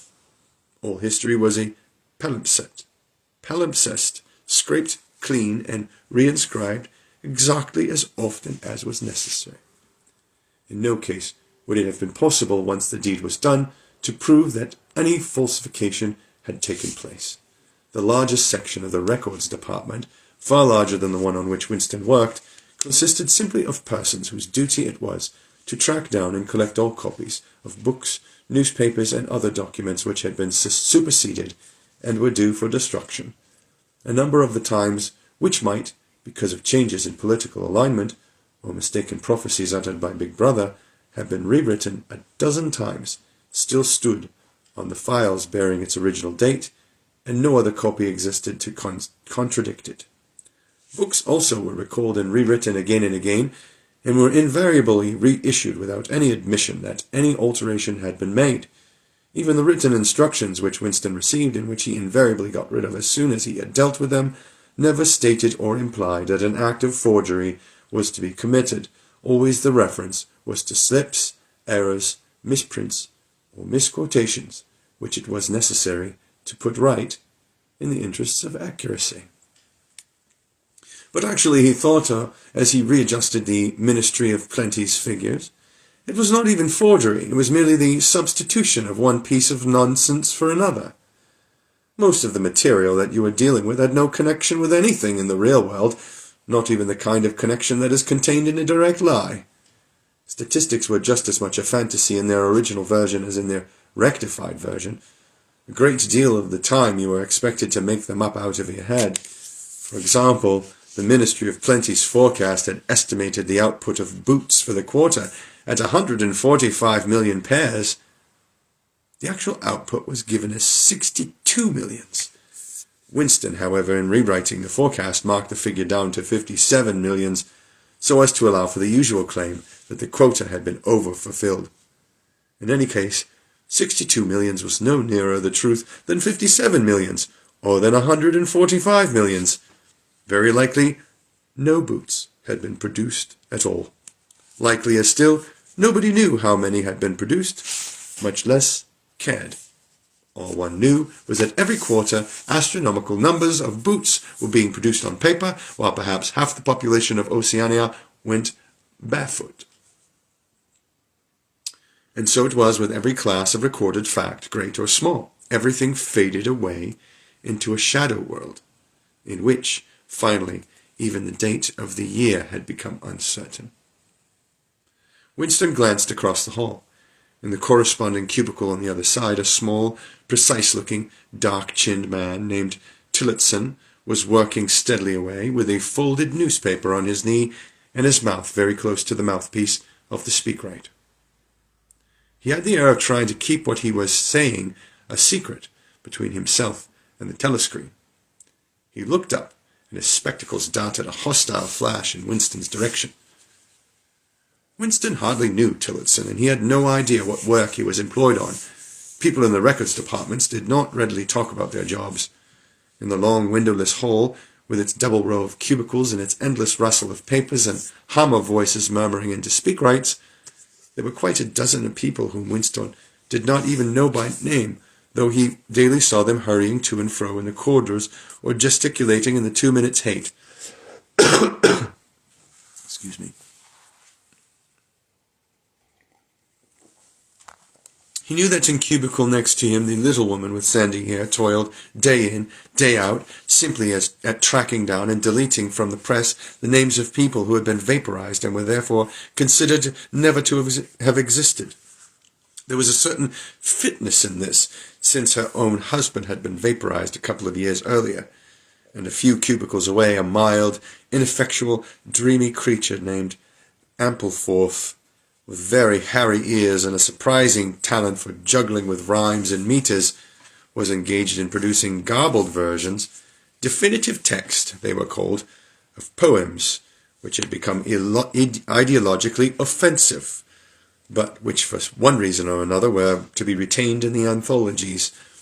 And this hall, with its 50 workers or thereabouts, was only one subsection, a single cell, as it were, in the huge complexity of the records department.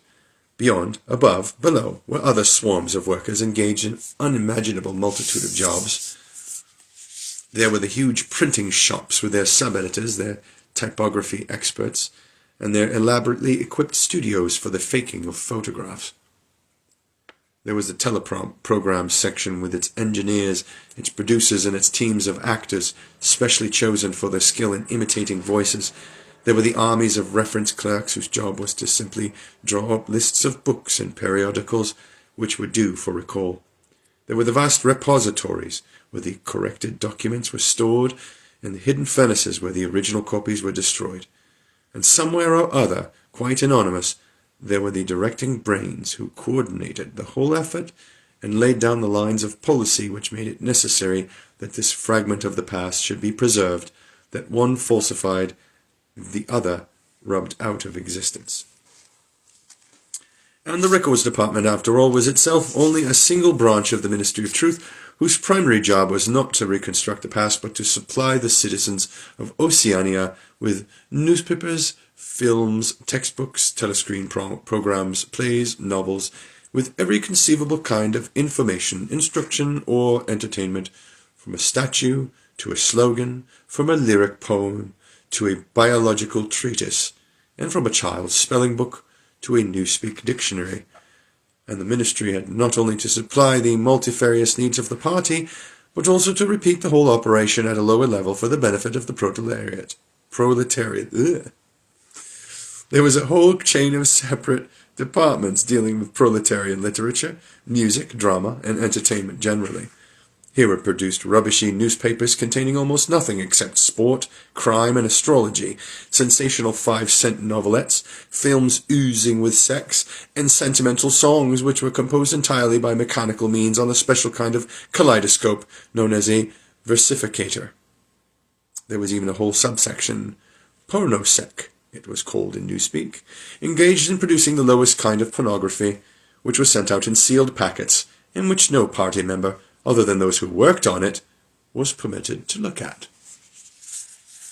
3 messages had slid out of the pneumatic tube while Winston was working, but they were simple matters, and he had disposed of them before the 2-minute hate interrupted him.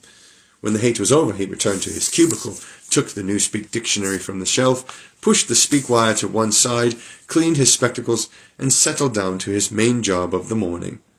Winston's greatest pleasure in life was in his work. Most of it was a tedious routine, but included in it there were also jobs so difficult and intricate that you could lose yourself in them, as in the depths of a mathematical problem.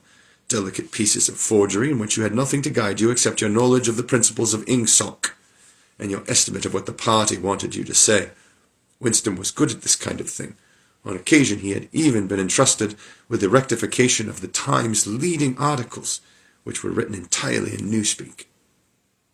He unrolled the message that he had set aside earlier. It ran, Times 3.12.83, reporting BB day order double plus ungood refs unpersons rewrite fullwise up sub anti-filing.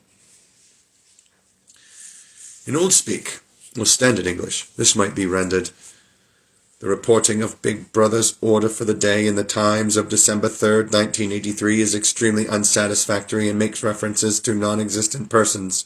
Rewrite it in full and submit your draft to higher authority before filing. Winston read through the offending article. Big Brother's order for the day, it seemed, had been chiefly devoted to praising the work of an organization known as FFCC, which supplied cigarettes and other comforts to the sailors in the floating fortresses.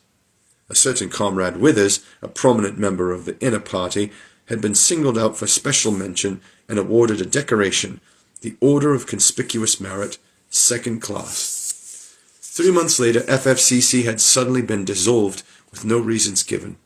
One could assume that Withers and his associates were now in disgrace, but there had been no report of the matter in the press or on the telescreen. That was to be expected, since it was unusual for political offenders to be put on trial or even publicly denounced. The great purges involving thousands of people, with public trials of traitors and thought criminals who made abject confession of their crimes and were afterwards executed, were special showpieces, not occurring oftener than once in a couple of years. More commonly, people who had incurred the displeasure of the party simply disappeared and were never heard of again. One never had the smallest clue as to what had happened to them. In some cases, they might not even be dead. Perhaps 30 people personally known to Winston, not counting his parents, had disappeared at one time or another. Winston stroked his nose gently with a paperclip. In the cubicle across the way, Comrade Tillotson was still crouching secretively over his speakwrite. He raised his head for a moment, again the hostile spectacle flash. Winston wondered whether Comrade Tillotson was engaged on the same job as himself. It was perfectly possible. So tricky a piece of work would never be entrusted to a single person on the other end. To turn it over to a committee would be to admit openly that an act of fabrication was taking place. Very likely as many as a dozen people were now working away on rival versions of what Big Brother had actually said. And presently, some master brain in the inner party would select this version of that, would re-edit it, and set in motion the complex processes of cross-referencing that would be required, and then the chosen lie would pass into the permanent records and become truth. Winston did not know why Withers had been disgraced. Perhaps it was for corruption or incompetence. Perhaps Big Brother was merely getting rid of a too popular subordinate. Perhaps Withers or someone close to him had been suspected of heretical tendencies, or perhaps, what was likeliest of all, the thing had simply happened because purges and vaporizations were a necessary part of the mechanics of government. The only real clue lay in the words, refs unpersons, which indicated that Withers was already dead. You could not invariably assume this to be the case when people were arrested. Sometimes they were released and allowed to remain at liberty for as much as a year or 2 years before being executed. Very occasionally some person, whom you had believed dead long since, would make a ghostly reappearance at some public trial where he would implicate hundreds of others by his testimony before vanishing, this time forever. Withers, however, was already an unperson. He did not exist. He had never existed. Winston decided that it would not be enough simply to reverse the tendency of Big Brother's speech. It was better to make it deal with something totally unconnected with its original subject.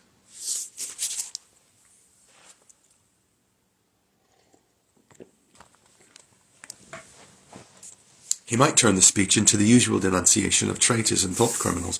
That was a little too obvious. While to invent a victory at the front or some triumph of overproduction in the 9th 3-year plan might complicate the records too much. What was needed was a piece of pure fantasy. Suddenly there sprang into his mind, ready-made as it were, the image of a certain Comrade Ogilvy, who had recently died in battle in heroic circumstances. There were occasions when Big Brother devoted his order for the day to commemorating some humble rank-and-file party member whose life and death he held up as an example worthy to be followed. Today he should commemorate Comrade Ogilvy. It was true that there was no such person as Comrade Ogilvy, but a few lines of print and a couple of faked photographs would soon bring him into existence. Winston thought for a moment, then pulled the speakwrite toward him and began dictating in Big Brother's familiar style, a style at once military and pedantic, and because of a trick of asking questions and then promptly answering them. What lessons do we learn from this fact, comrades? The lessons, which is also one of the fundamental principles of ingsoc, that, etc., etc., easy to imitate.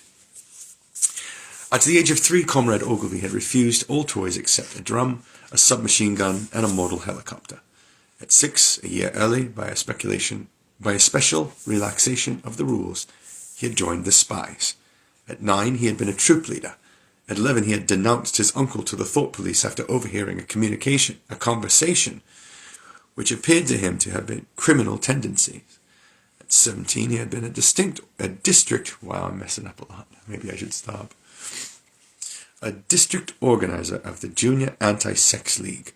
At 19, he had designed a hand grenade which had been adopted by the Ministry of Peace, and which, at its first trial, had killed 31 Eurasian prisoners in one burst.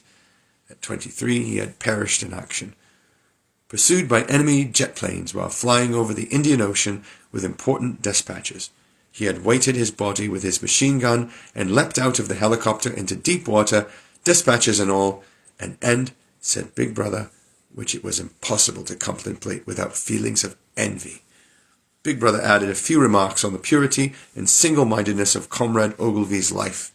He was a total abstainer and a non-smoker, had no recreations except a daily hour in the gymnasium, and had taken a vow of celibacy, believing marriage and the care of a family to be incompatible with a 24-hour-a-day devotion to duty. He had no subject of conversation except the principles of ingsoc, and no aim in life except the defeat of the Eurasian enemy and the hunting down of spies, saboteurs, thought criminals, and traitors generally. Winston debated with himself whether to award Comrade Ogilvy the Order of Conspicuous Merit. In the end, he decided against it because of the unnecessary cross-referencing that it would entail. Once again, he glanced at his rival in the opposite cubicle. Something seemed to tell him with certainty that Tillotson was busy on the same job as himself. There was no way of knowing whose version would finally be adopted, but he felt a profound conviction that it would be his own. Comrade Ogilvy, unimagined an hour ago, was now a fact. It struck him as curious that you could create dead men, but not living ones. Comrade Ogilvy, who had never existed in the first place, now existed in the past, and when once the act of forgery was forgotten, he would exist just as authentically, and upon the same evidence, as Charlemagne or Julius Caesar.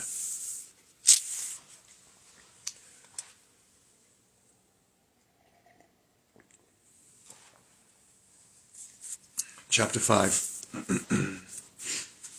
In the low-ceilinged canteen, deep underground, the lunch queue jerked slowly forward. The room was already very full and deafeningly noisy. From the grill at the counter, the steam of stew came pouring forth, with a sour metallic smell which did not quite overcome the fumes of Victory gin. On the far side of the room, there was a small bar, a mere hole in the wall, where gin could be bought at 10 cents a large nip. "Just the man I was looking for," said a voice at Winston's back. He turned round. It was his friend Syme, who worked in the research department. Perhaps friend was not exactly the right word. You did not have friends nowadays. You had comrades, but there were some comrades whose society was pleasanter than that of others. Syme was a philologist, a specialist in newspeak. Indeed, he was one of the enormous team of experts now engaged in compiling the 11th edition of the Newspeak Dictionary. He was a tiny creature, smaller than Winston, with dark hair and large protuberant eyes, at once mournful and derisive, which seemed to search your face closely while he was speaking to you. "Wanted to ask you whether you got any razor blades," he said. "Not one," said Winston with a sort of guilty haste. "I've tried all over the place. They don't exist any longer." Everyone kept asking you for razor blades. Actually, he had 2 unused ones which he was hoarding up. There had been a famine of them for months past. At any given moment, there was some necessary article which the party shops were unable to supply. Sometimes it was buttons, sometimes it was darning wool, sometimes it was shoelaces. At present, it was razor blades. You could only get hold of them, if at all, by scrounging more or less furtively on the free markets. "I've been using the same blade for 6 weeks, he added untruthfully. The queue gave another jerk forward. As they halted, he turned and faced Syme again. Each of them took a greasy metal tray from a pile at the edge of the counter. "Did you go and see the prisoners hanged yesterday?" said Syme. "I was working," said Winston indifferently. "I shall see it on the flicks, I suppose." "A very inadequate substitute," said Syme. His mocking eyes roved over Winston's face. "I know you," the eyes seemed to say. "I see through you. I know very well why you didn't go to see those prisoners hanged." In an intellectual way, Syme was venomously orthodox. He would talk with a disagreeable, gloating satisfaction of helicopter raids on enemy villages, the trials and confessions of thought criminals, the executions in the cellars of the Ministry of Love. Talking to him was largely a matter of getting him away from such subjects and entangling him, if possible, in the technicalities of newspeak, on which he was authoritative and interesting. Winston turned his head a little aside to avoid the scrutiny of the large, dark eyes. "It was a good hanging," said Syme reminiscently. "I think it spoils it when they tie their feet together. I like to see them kicking. And above all, in the end, the tongue sticking right out. And blue, quite a bright blue. That's the detail that appeals to me." "Next, please," yelled the white-aproned pro with a ladle. Winston and Syme pushed their trays beneath the grill. Onto each was dumped swiftly the regulation lunch, a mental pannikin of pinkish-grey stew, a hunk of bread, a cube of cheese, a mug of milkless Victory coffee, and 1 saccharin tablet. "There's a table over there under that telescreen," said Syme. "Let's pick up a gin on the way." The gin was served out to them in handleless china mugs.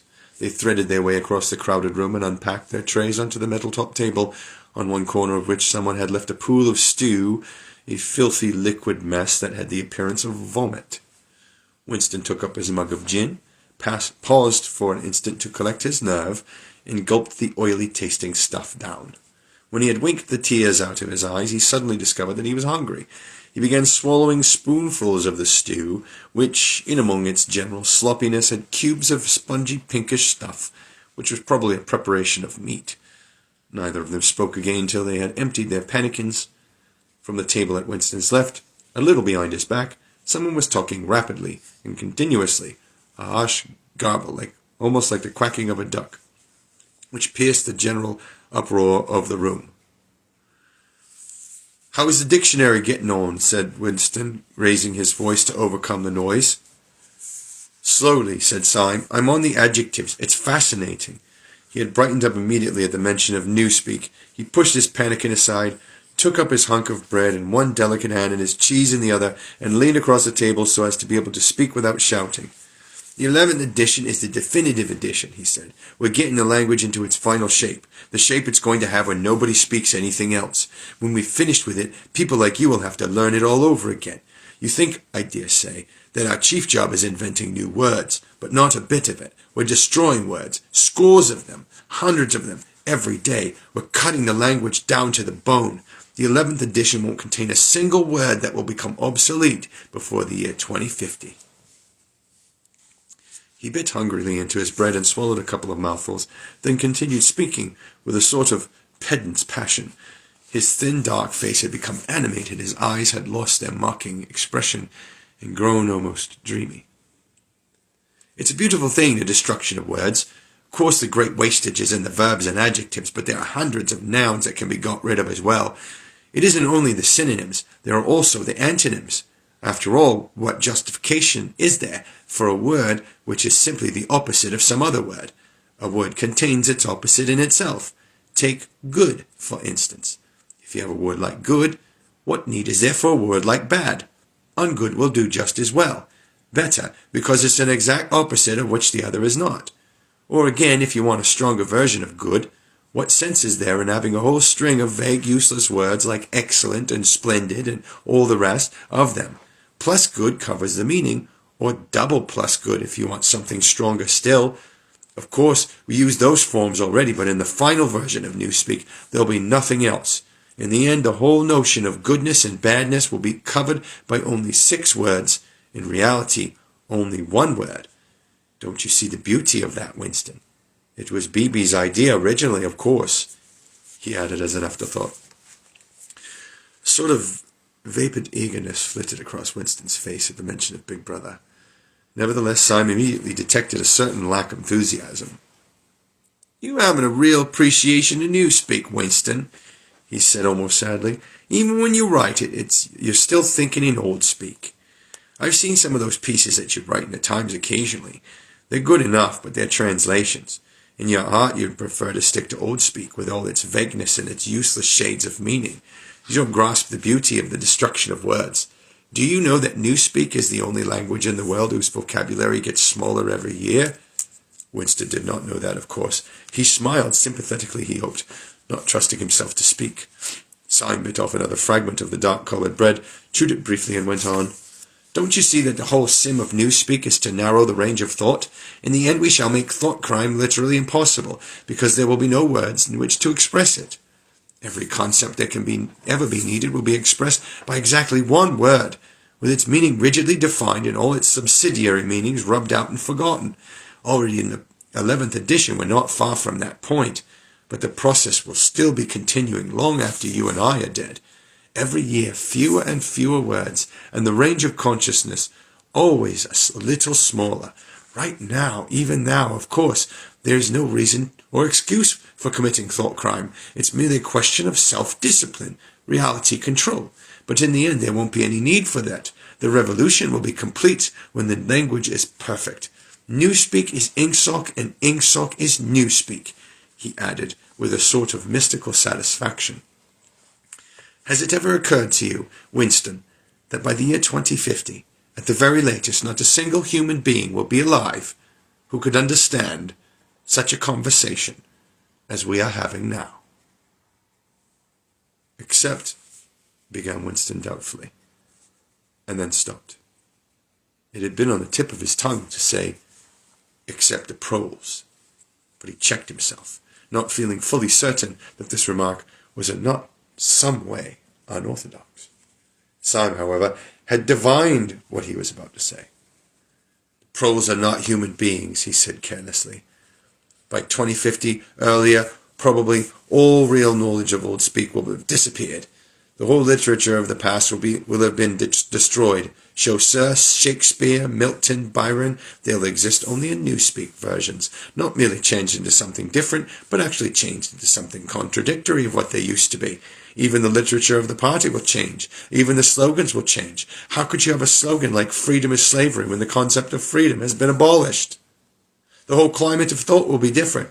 In fact, there will be no thought as we understand it now. Orthodoxy means not thinking, not needing to think. Orthodoxy is unconsciousness.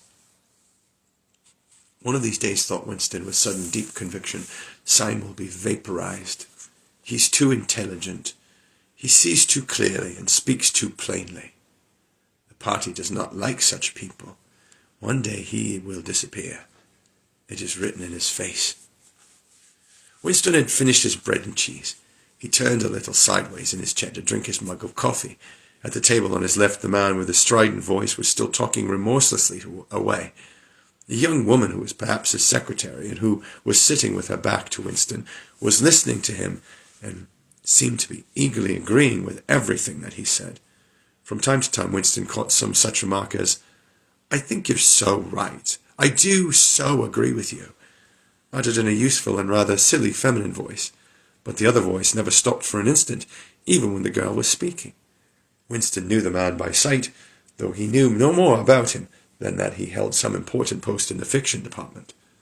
He was a man of about 30, with a muscular throat and a large, mobile mouth. His head was thrown back a little, and because of the angle at which he was sitting, his spectacles caught the light and presented to Winston 2 blank discs instead of eyes. What was slightly horrible was that from the stream of sound that poured out of his mouth, it was almost impossible to distinguish a single word.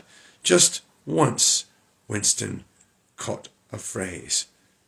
"Complete and final elimination of Goldsteinism," jerked out very rapidly, and as it seemed all in one piece, like a line of typecasts, solid.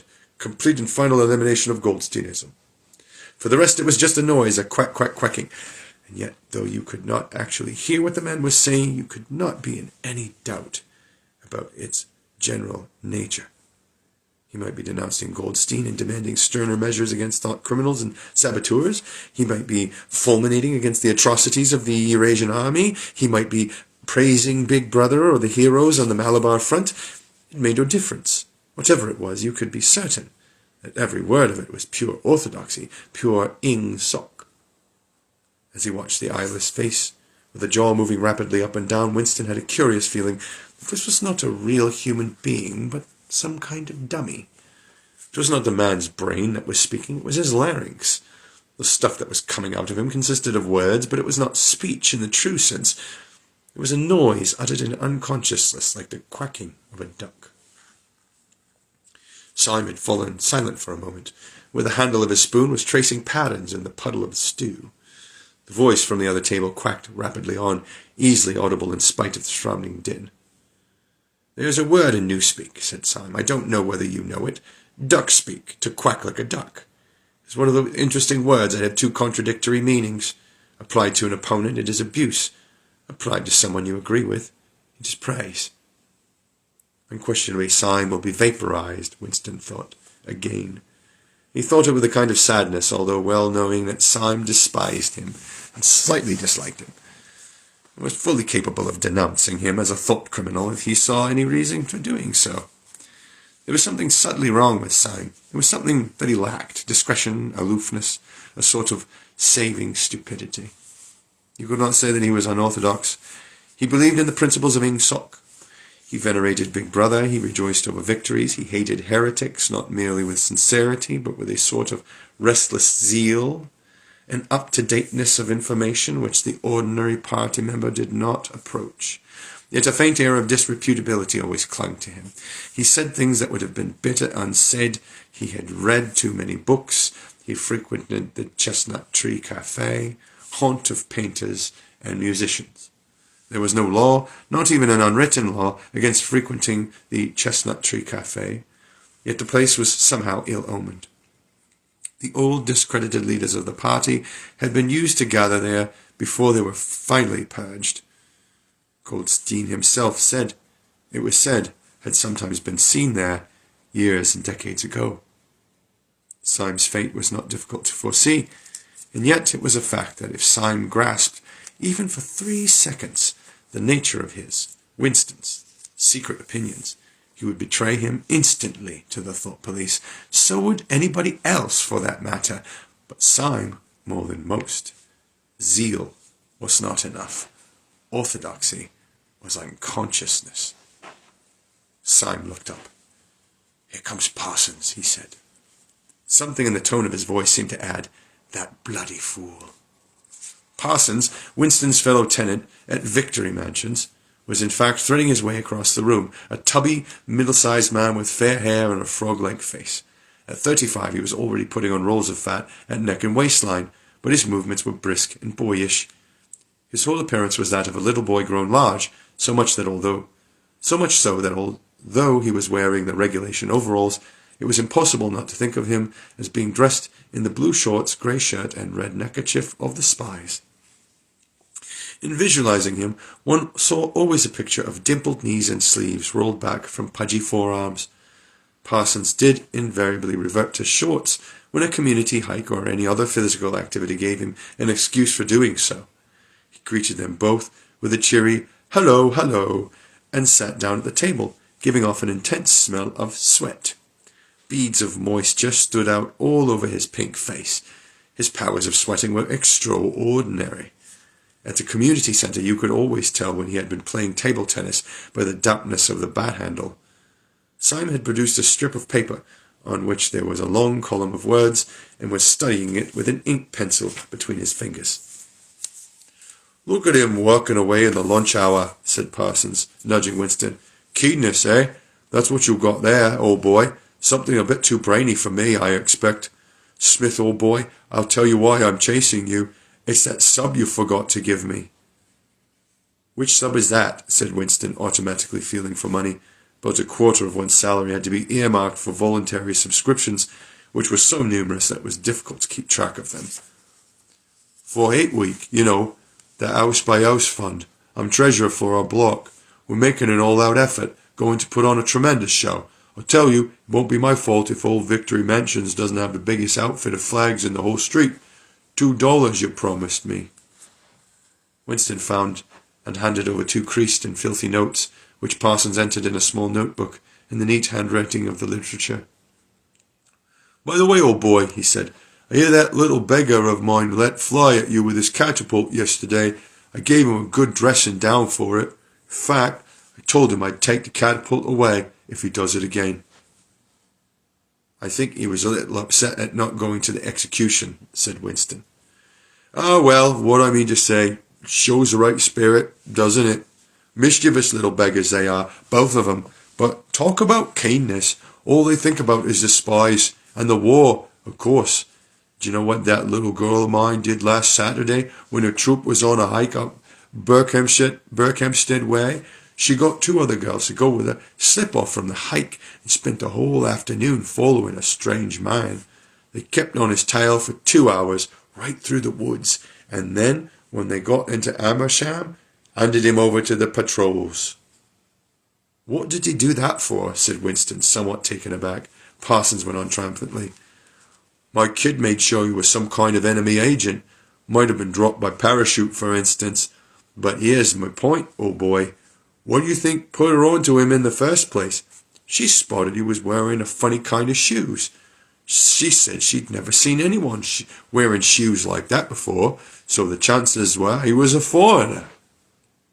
Pretty smart for a nipper of 7, eh?" "What happened to the man?" said Winston.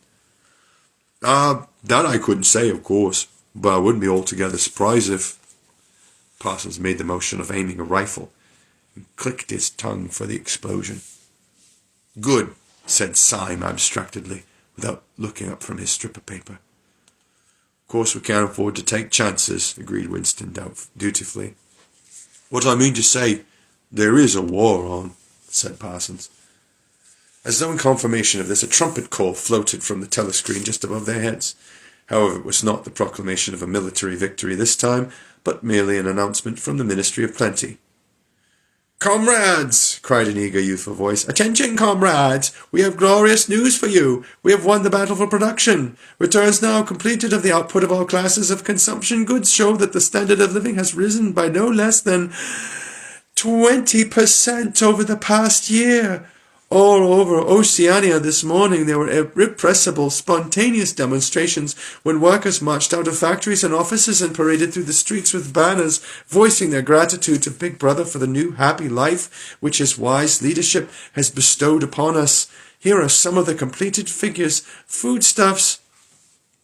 The phrase, "our new happy life," recurred several times. It had been a favourite of late with Ministry of Plenty. Parsons, his attention caught by the trumpet call, sat listening with a sort of gaping solemnity, a sort of edified boredom. He could not follow the figures, but he was aware that they were in some way a cause for satisfaction. He had lugged out a huge and filthy pipe, which was already half full of charred tobacco. With a tobacco ration at 100 grams a week, it was seldom possible to fill a pipe up to the top. Winston was smoking a Victory cigarette, which he held carefully horizontal. The new ration did not start till tomorrow, and he had only 4 cigarettes left. For the moment he had shut his ears to the remoter noises and was listening to the stuff that streamed out of the telescreen. It appeared that there had even been demonstrations to thank Big Brother for raising the chocolate ration to 20 grams a week. And only yesterday, he reflected, it has been announced that the ration was to be reduced to 20 grams a week. Was it possible that they could swallow that after only 24 hours? Yes, they swallowed it. Parsons swallowed it easy, with the stupidity of an animal. The eyeless creature at the other table swallowed it fanatically, passionately, with a furious desire to track down, denounce, and vaporize anyone who should suggest that last week the ration had been 30 grams. Syme, too, in some more complex way, involving doublethink. Syme swallowed it. Was he then alone in the possession of a memory? The fabulous statistics continued to pour out of the telescreen. As compared with last year, there was more food, more clothes, more houses, more furniture, more cooking pots, more fuel, more ships, more helicopters, more books, more babies, more of everything except crime, disease, and insanity. Year by year and minute by minute, everybody and everything was whizzing rapidly upwards. As Syme had done earlier, Winston had taken up his spoon and was dabbling in the pale-coloured gravy that dribbled across the table, drawing a long streak of it out into a pattern. He meditated resentfully on the physical texture of life. Had it always been like this? Had food always tasted like this? He looked round the canteen, a low-ceilinged, crowded room, its walls grimy from the contact of innumerable bodies, battered metal tables and chairs, placed so together that you sat with elbows touching, bent spoons, dented trays, coarse white mugs, all surfaces greasy, grime in every crack, and a sourish, composite smell of bad gin and bad coffee and metallic stew and dirty clothes, always in your stomach and in your skin. There was a sort of protest, a feeling that you had been cheated of something that you had a right to. It was true that he had no memories of anything greatly different, and any time he could accurately remember there had never been quite enough to eat. One had never had socks or underclothes that were not full of holes, furniture that had always been battered and rickety, rooms underheated, tube trains crowded, houses falling to pieces, bread dark-coloured, tea a rarity, coffee filthy-tasting, cigarettes insufficient. nothing cheap and plentiful except synthetic gin. And though, of course, it grew worse as one's body aged, was it not a sign that this was not the natural order of things? If one's heart sickened at the discomfort and dirt and scarcity, the interminable winters, the stickiness of one's socks, the lifts that never worked, the cold water, the gritty soap, the cigarettes that came to pieces, the food with its strange evil tastes, why should one feel it to be intolerable unless one had some kind of ancestral memory that things had once been different? He looked round the canteen again. Nearly everyone was ugly, and would still have been ugly even if dressed otherwise than in the uniform blue overalls. On the far side of the room, sitting at a table alone, a small, curiously beetle-like man was drinking a cup of coffee, his little eyes darting suspicious glances from side to side. How easy it was, thought Winston, if you did not look about you, to believe that the physical type set up by the party as an ideal, tall, muscular youths and deep-bosomed maidens, blonde-haired, vital, sunburnt, carefree, existed and even predominated. Actually, so far as he could judge, the majority of people in Airstrip 1 were small, dark, and ill-favoured. It was curious how that beetle-like type proliferated in the ministries. Little dumpy men, growing stout very early in life, with short legs, swift scuttling movements, and fat, inscrutable faces with very small eyes. It was the type that seemed to flourish best under the dominion of the party. The announcement from the Ministry of Plenty ended on another trumpet call and gave way to tinny music. Parsons, stirred to vague enthusiasm by the bombardment of figures, took his pipe out of his mouth. "The Ministry of Plenty's certainly done a good job this year," he said with a knowing shake of his head. "By the way, Smith, old boy, I suppose you haven't got any razor blades you can let me have?" "Not one," said Winston. "I've been using the same blade for 6 weeks myself." "Ah, well, just thought I'd ask you, old boy." "Sorry," said Winston. The quacking voice from the next table, temporarily silenced during the ministry's announcement, had started up again, as loud as ever. For some reason, Winston found himself thinking of Mrs. Parsons, with her wispy hair and the dust in the creases of her face. Within 2 years, those children would be denouncing her to the thought police. Mrs. Parsons would be vaporized. Syme would be vaporized. Winston would be vaporized. O'Brien would be vaporized. Parsons, on the other hand, would never be vaporized. The eyeless creature with the quacking voice would never be vaporized. The little beetle-like men who scuttled so nimbly through the labyrinthine corridors of ministries, they too would never be vaporized. And the girl with the dark hair, the girl from the fiction department, she would never be vaporized either. It seemed to him that he knew instinctively who would survive and who would perish, though just what it was that made for survival, it was not easy to say. At this moment he was dragged out of his reverie with a violent jerk. The girl at the next table had turned partly round and was looking at him. It was the girl with the dark hair. She was looking at him in a sidelong way, but with curious intensity. The instant that she caught his eye, she looked away again. The sweat started out on Winston's backbone. A horrible pang of terror went through him. It was gone almost at once, but it left a sort of nagging uneasiness behind. Why was she watching him? Why did she keep following him about? Unfortunately, he could not remember whether she had already been at the table when he arrived or had come there afterwards. But yesterday, at any rate, during the 2 minutes' hate, she had sat immediately behind him when there was no apparent need to do so. Quite likely her real object had been to listen to him and to make sure whether he was shouting loudly enough. His earlier thought returned to him. Probably she was not actually a member of the thought police, but then it was precisely the amateur spy who was the greatest danger of all. He did not know how long she had been looking at him, but perhaps for as much as 5 minutes. It was possible that his features had not been perfectly under control. It was terribly dangerous to let your thoughts wander when you were at any public place or within range of a telescreen. The smallest thing could give you away. A nervous tic, an unconscious look of anxiety, a habit of muttering to yourself.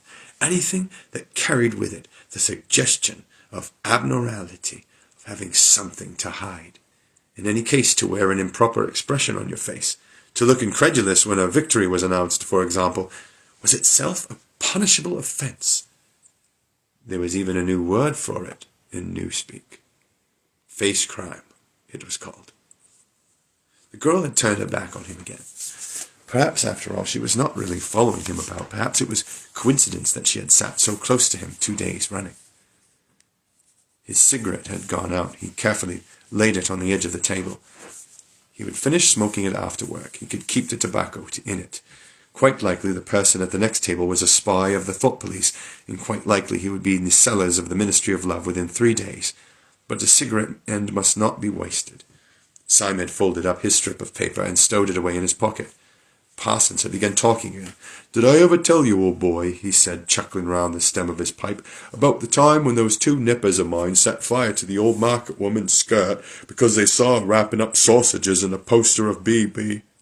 Sneaked up behind her and set fire to it with a box of matches. Burned her quite badly, I believe. Little beggars, eh? But keen as mustard. That's a first-rate training they give them in the spies nowadays. Better than in my day, even. What do you think the latest thing they've served them out with? Ear trumpets for listening through keyholes. My little girl brought one home the other night. Tried it out on our sitting-room door and reckoned she could hear twice as much with her ear to the hole. Of course it's only a toy, mind you. Still gives them the right idea, eh?" At this moment, the telescreen let out a piercing whistle. It was the signal to return to work. All 3 men sprang to their feet to join in the struggle round the lifts, and the remaining tobacco fell out of Winston's cigarette.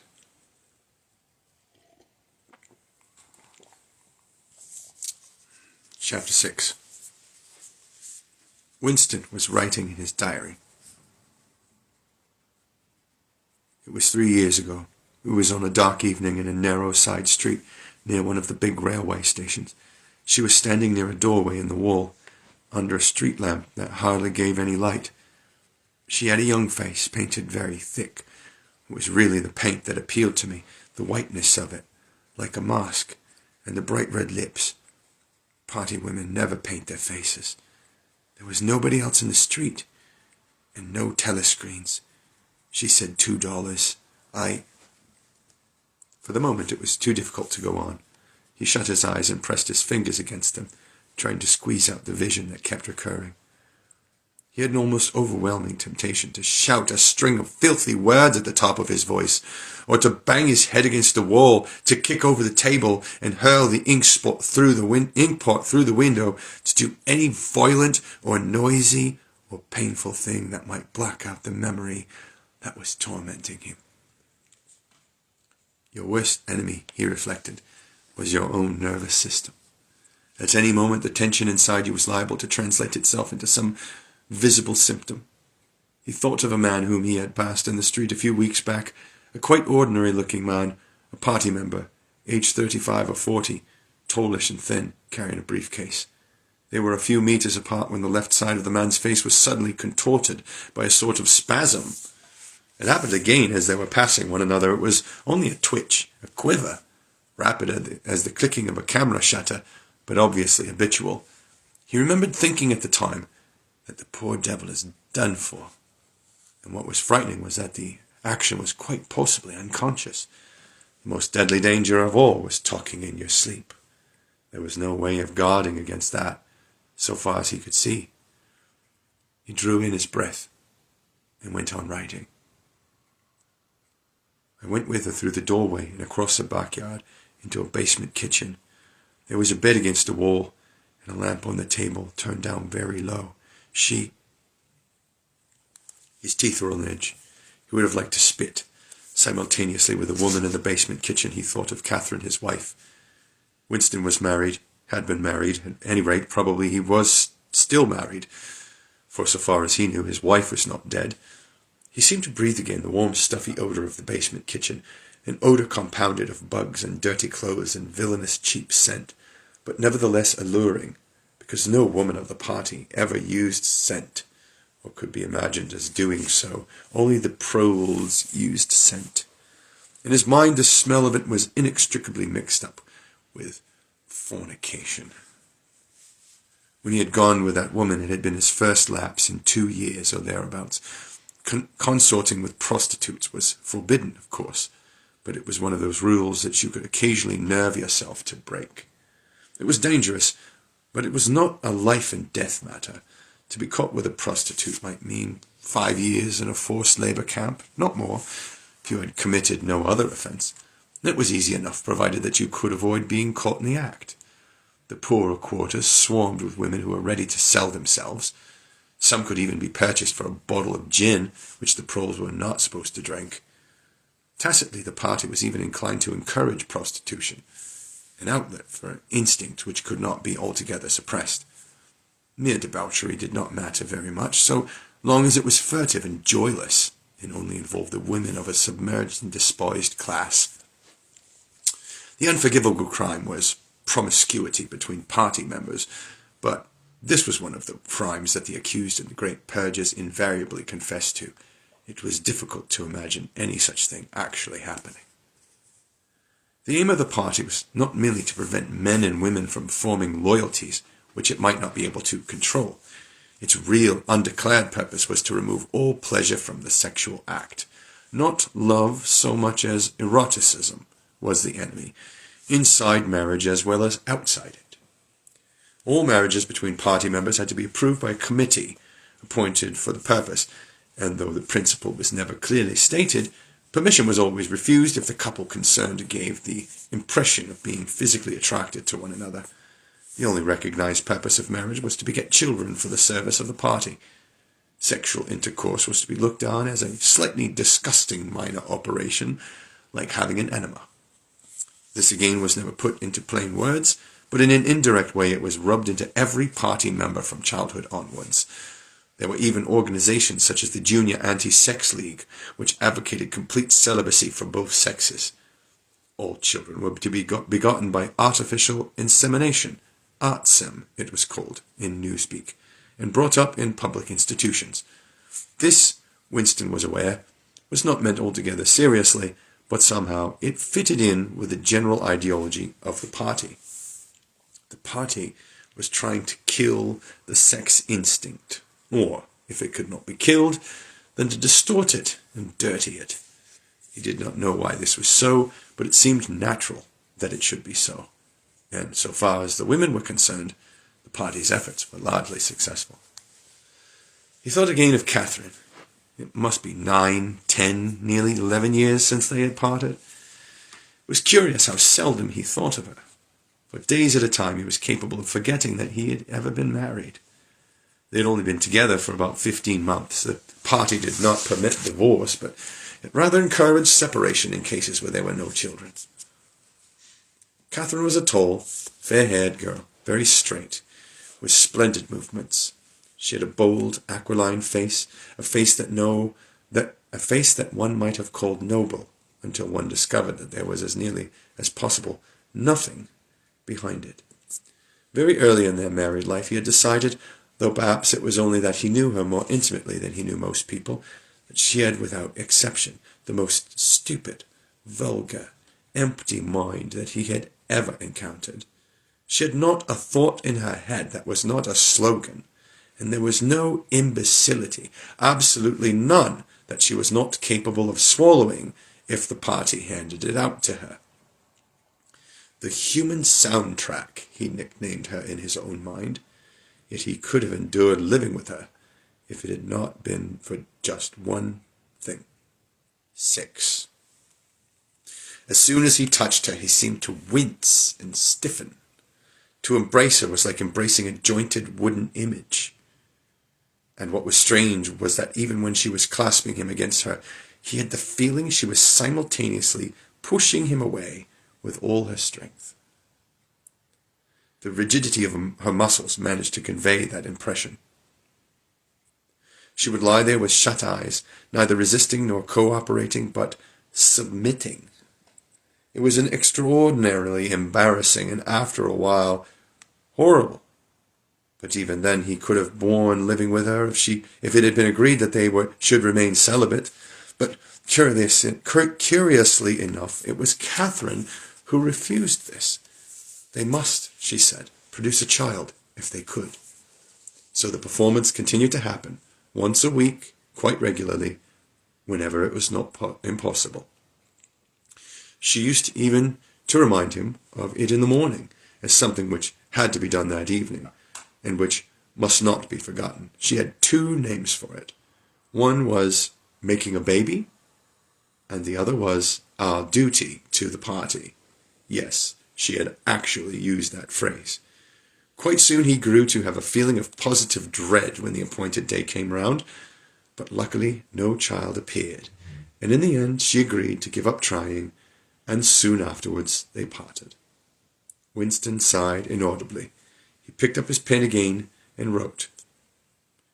She threw herself down on the bed, and at once, without any kind of preliminary in the most coarse, horrible way you can imagine, pulled up a skirt. He saw himself standing there in the dim lamplight, with the smell of bugs and cheap scent in his nostrils, and in his heart a feeling of defeat and resentment, which even at that moment was mixed up with the thought of Catherine's white body, frozen forever by the hypnotic power of the party. Why did it always have to be like this? Why could he not have a woman of his own instead of these filthy scuffles at intervals of years? But a real love affair was an almost unthinkable event. The women of the party were all alike. Chastity was as deeply ingrained in them as party loyalty. By careful early conditioning, by games in cold water, by the rubbish that was dinned into them at school and in the spies and the youth league, by lectures, parades, songs, slogans, and marital music, the natural feeling had been driven out of them. His reason told him that there must be exceptions, but his heart did not believe it. They were all impregnable, as the party intended that they should be.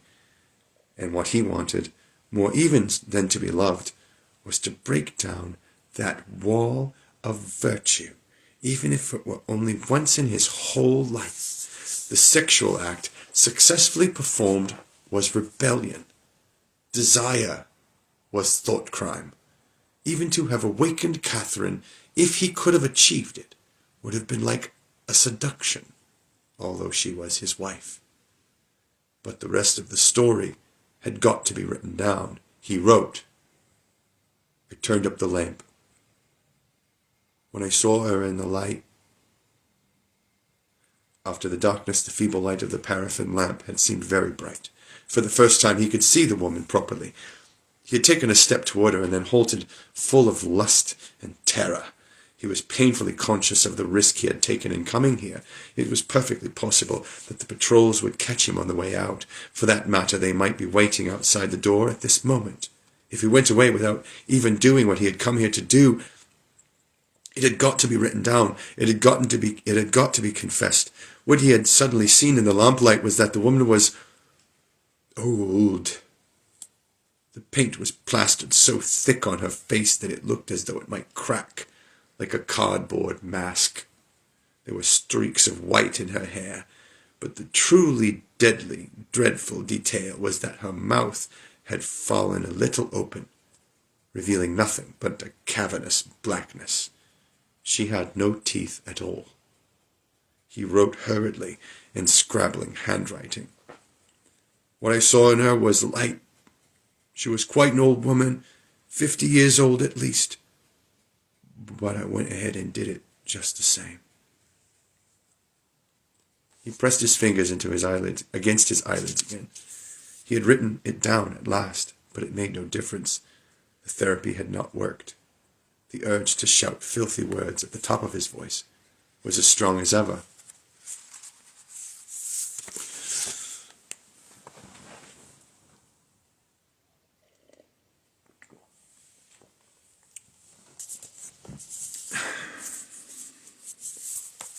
Chapter 7. If there is hope, wrote Winston, it lies in the prose. If there was hope, it must lie in the proles, because only there, in those swarming, disregarded masses, 85% of the population of Oceania, could the force to destroy the party ever be generated. The party could not be overthrown from within. Its enemies, if it had any enemies, had no way of coming together or even of identifying one another. Even if the legendary brotherhood existed, as just possibly it might, it was inconceivable that its members could ever assemble in larger numbers than 2s and 3s. Rebellion meant a look in the eyes, an inflection of the voice, at the most an occasional whispered word. But the proles, if only they could somehow become conscious of their own strength, would have no need to conspire. They needed only to rise up and shake themselves like a horse shaking off flies. If they chose, they could blow the party to pieces tomorrow morning. Surely, sooner or later, it must occur to them to do it. And yet, he remembered how once he had been walking down a crowded street when a tremendous shout of hundreds of voices, women's voices, had burst from a side street a little way ahead. It was a formidable cry of anger and despair. A deep, loud ooh that went humming on like the reverberation of a bell. His heart had leapt. It started, he thought. A riot. The proles are breaking loose at least. When he had reached the spot, it was to see a mob of 200 or 300 women crowding round the stalls of a street market, with faces as tragic as though they had been doomed passengers on a sinking ship. But at this moment the general despair broke down into a multitude of individual quarrels. It appeared that one of the stalls had been selling tin saucepans. They were wretched, flimsy things, but cooking pots of any kind were always difficult to get. Now the supply had unexpectedly given out. The successful women, bumped and jostled by the rest, were trying to make off with the saucepans, while dozens of others clamoured around the stall, accusing the stall-keeper of favoritism and having more saucepans somewhere in reserve. There was a fresh outbursts of yells. 2 bloated women, one of them with her hair coming down, had got hold of the same saucepan and were trying to tear it out of one another's hands. For a moment they were both tugging, and then the handle came off. Winston watched them disgustedly, and yet just for a moment, what almost frightening power had sounded in that cry from only a few hundred throats.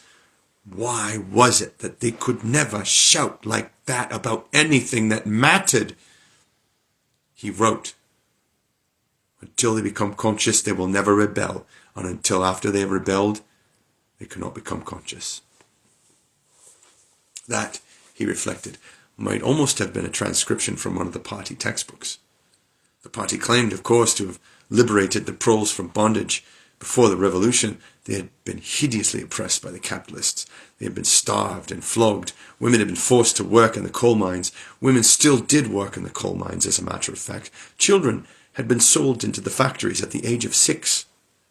But simultaneously, true to the principles of doublethink, the party taught that the proles were natural inferiors who must be kept in subjection like animals by the application of a few simple rules. In reality, very little was known about the proles. It was not necessary to know much. So long as they continued to work and breed, their other activities were without importance.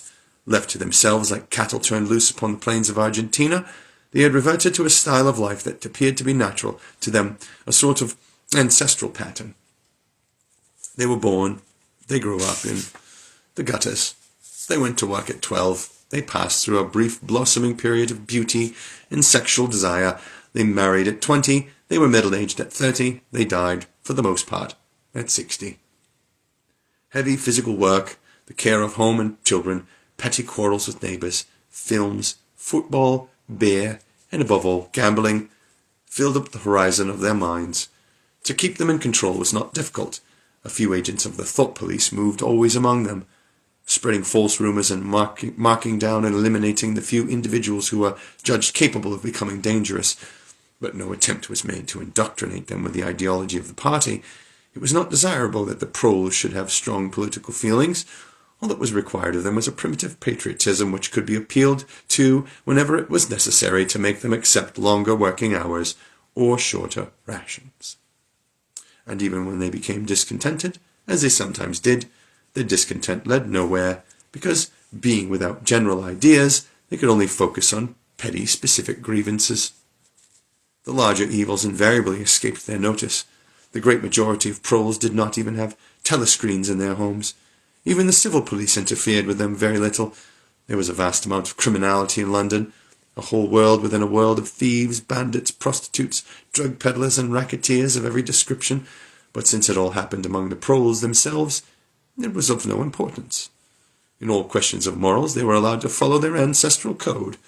The sexual puritanism of the party was not imposed upon them. Promiscuity went unpunished. Divorce was permitted. For that matter, even religious worship would have been permitted if the proles had shown any signs of needing or wanting it. They were beneath suspicion. As the party slogan put it, proles and animals are free.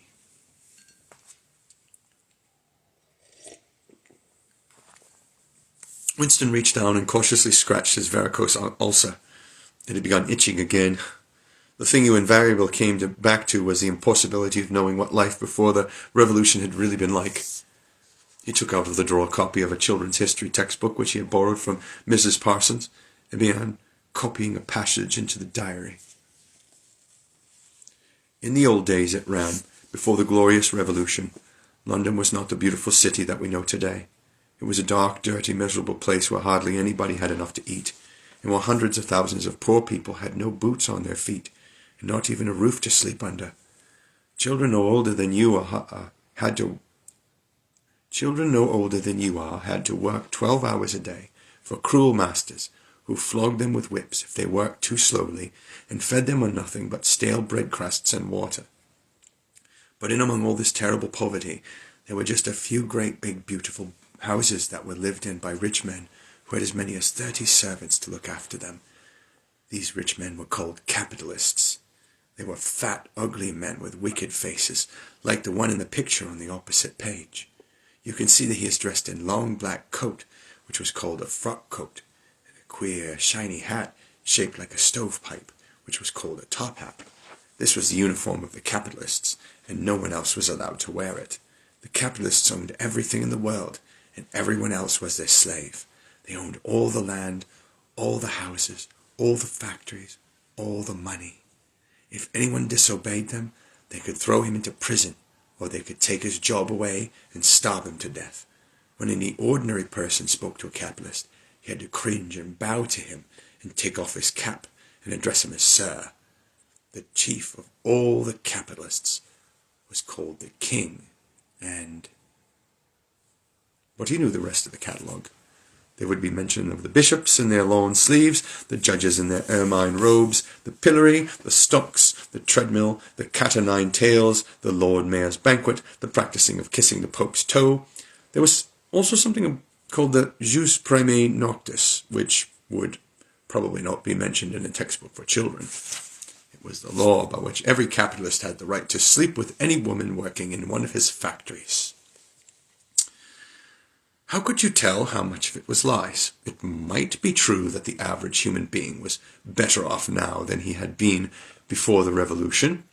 The only evidence to the contrary was the mute protest in your own bones, the instinctive feeling that the conditions you lived in were intolerable, and that at some other time they must have been different. It struck him that the truly characteristic thing about modern life was not its cruelty and its insecurity, but simply its bareness, its dinginess, its listlessness. Life, if you looked about you, bore no resemblance not only to the lies that screamed out of the telescreens, but even to the ideals that the party was trying to achieve. Great areas of it, even for a party member, were neutral and non-political, a matter of slogging through dreary jobs, fighting for a place on the tube, darning a worn-out sock, cadging a saccharine tablet, saving a cigarette end. The ideal set up by the party was something huge, terrible, and glittering, a world of steel and concrete, of monstrous machines and terrifying weapons, a nation of warriors and fanatics, marching forward in perfect unity, all thinking the same thoughts and shouting the same slogans, perpetually working, fighting, triumphing, persecuting, 300 million people all with the same face. The reality was decaying, dingy cities, where underfed people shuffled to and fro in leaky shoes and patched up 19th century houses that smelt always of cabbage and bad lavatories. He seemed to see a vision of London, vast and ruinous, city of 1,000,000 dust bins, and mixed up with it was a picture of Mrs. Parsons, a woman with lined face and wispy hair, fiddling helplessly with a blocked waste pipe.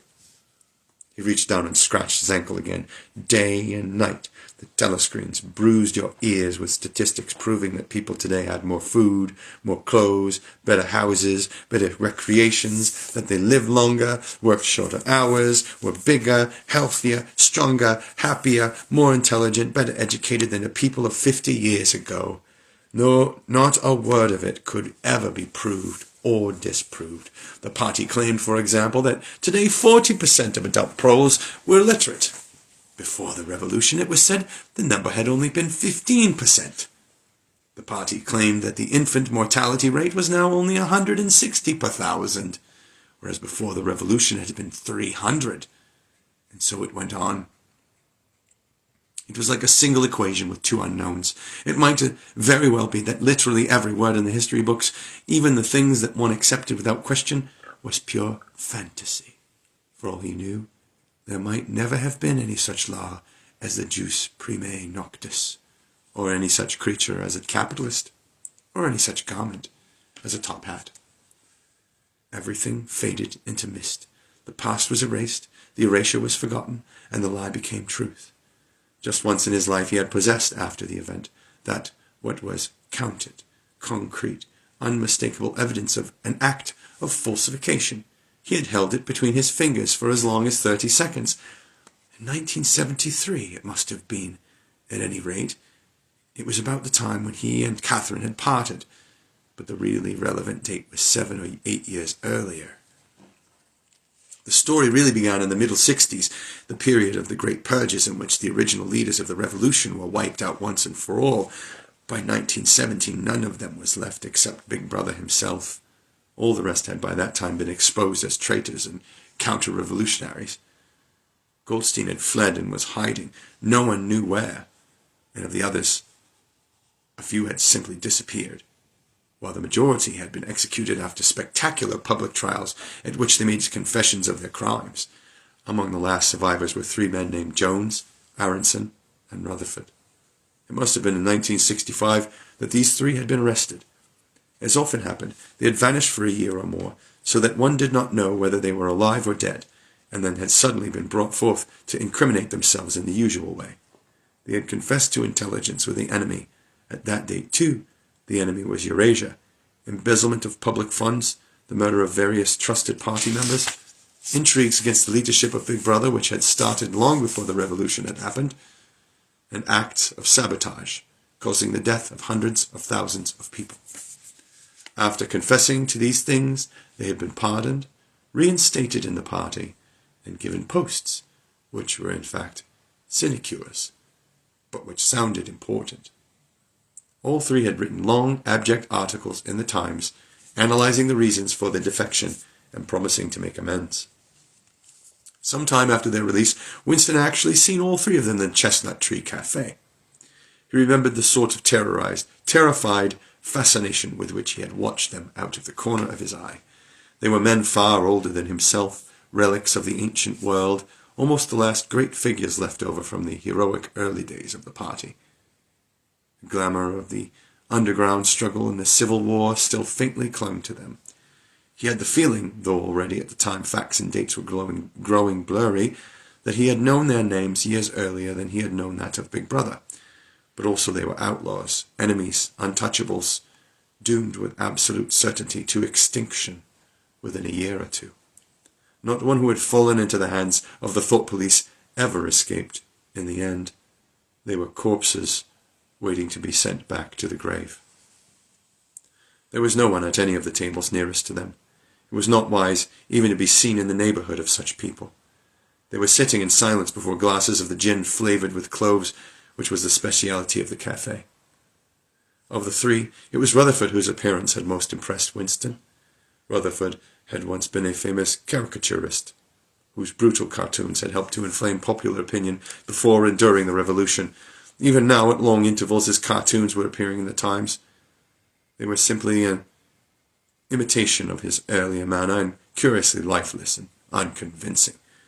Always they were a rehashing of ancient themes: slum tenements, starving children, street battles, capitalists in top hats. Even on the barricades, the capitalists still seem to cling to their top hats, an endless, hopeless effort to get back into the past. He was a monstrous man with a mane of greasy grey hair, his face pouched and seamed with protuberant lips. At one time he must have been immensely strong. Now his great body was sagging, sloping, bulging, falling away in every direction. He seemed to be breaking up before one's eyes like a mountain crumbling. It was the lonely hour of 15. Winston could not now remember how he had come to be in the cafe at such a time. The place was almost empty. A tinny music was trickling from the telescreens. The three men sat in their corner, almost motionless, never speaking. Uncommanded, the waiter brought fresh glasses of gin. There was a chessboard on the table beside them, with the pieces set out, but no game started. And then, for perhaps half a minute in it all, something happened to the telescreens. The tune that they were playing changed, and the tone of the music changed too. They came into it, but it was something hard to describe. It was a peculiar, cracked, braying, jeering note. In his mind, Winston called it a yellow note. And then a voice from the telescreen was singing, "Under the spreading chestnut tree, I sold you, and you sold me. There lie they, and here lie we, under the spreading chestnut tree." The three men never stirred, but when Winston glanced again at Rutherford's ruinous face, he saw that his eyes were full of tears.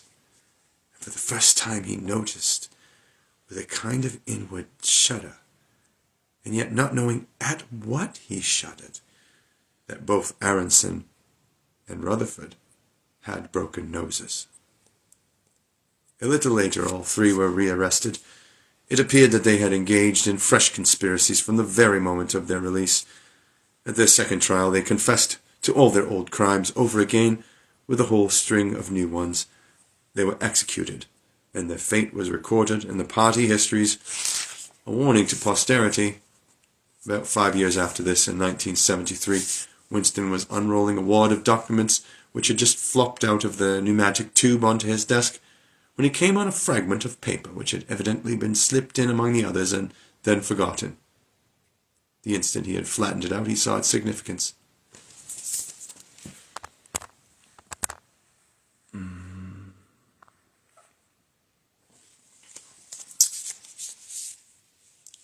It was a half-page torn out of the Times of about 10 years earlier, the top half of the page, so that it included the date. And it contained a photograph of the delegates at some party function in New York. Prominent in the middle of the group were Jones, Aronson, and Rutherford. There was no mistaking them. In any case, their names were in the caption at the bottom. The point was that at both trials all three men had confessed that on that date they had been on Eurasian soil. They had flown from a secret airfield in Canada to a rendezvous somewhere in Siberia, and had conferred with members of the Eurasian General Staff to whom they had betrayed important military secrets. The date had stuck in Winston's memory because it had chanced to be Midsummer Day, but the whole story must be on record in countless other places as well. There was only one possible conclusion. The confessions were lies. Of course, this was not in itself a discovery. Even at that time, Winston had not imagined that the people who were wiped out in purges had actually committed the crimes that they were accused of. But this was concrete evidence. It was a fragment of the abolished past, like a fossil bone which turns up in the wrong stratum and destroys a geological theory. It was enough to blow the party to atoms if in some way it could have been published to the world and its significance made known. He had gone straight on working. As soon as he saw what the photograph was and what it meant, he had covered it up with another sheet of paper. Luckily, when he unrolled it, it had been upside down from the point of view of the telescreen. He took his scribbling pad on his knee and pushed back his chair so as to get as far away from the telescreen as possible.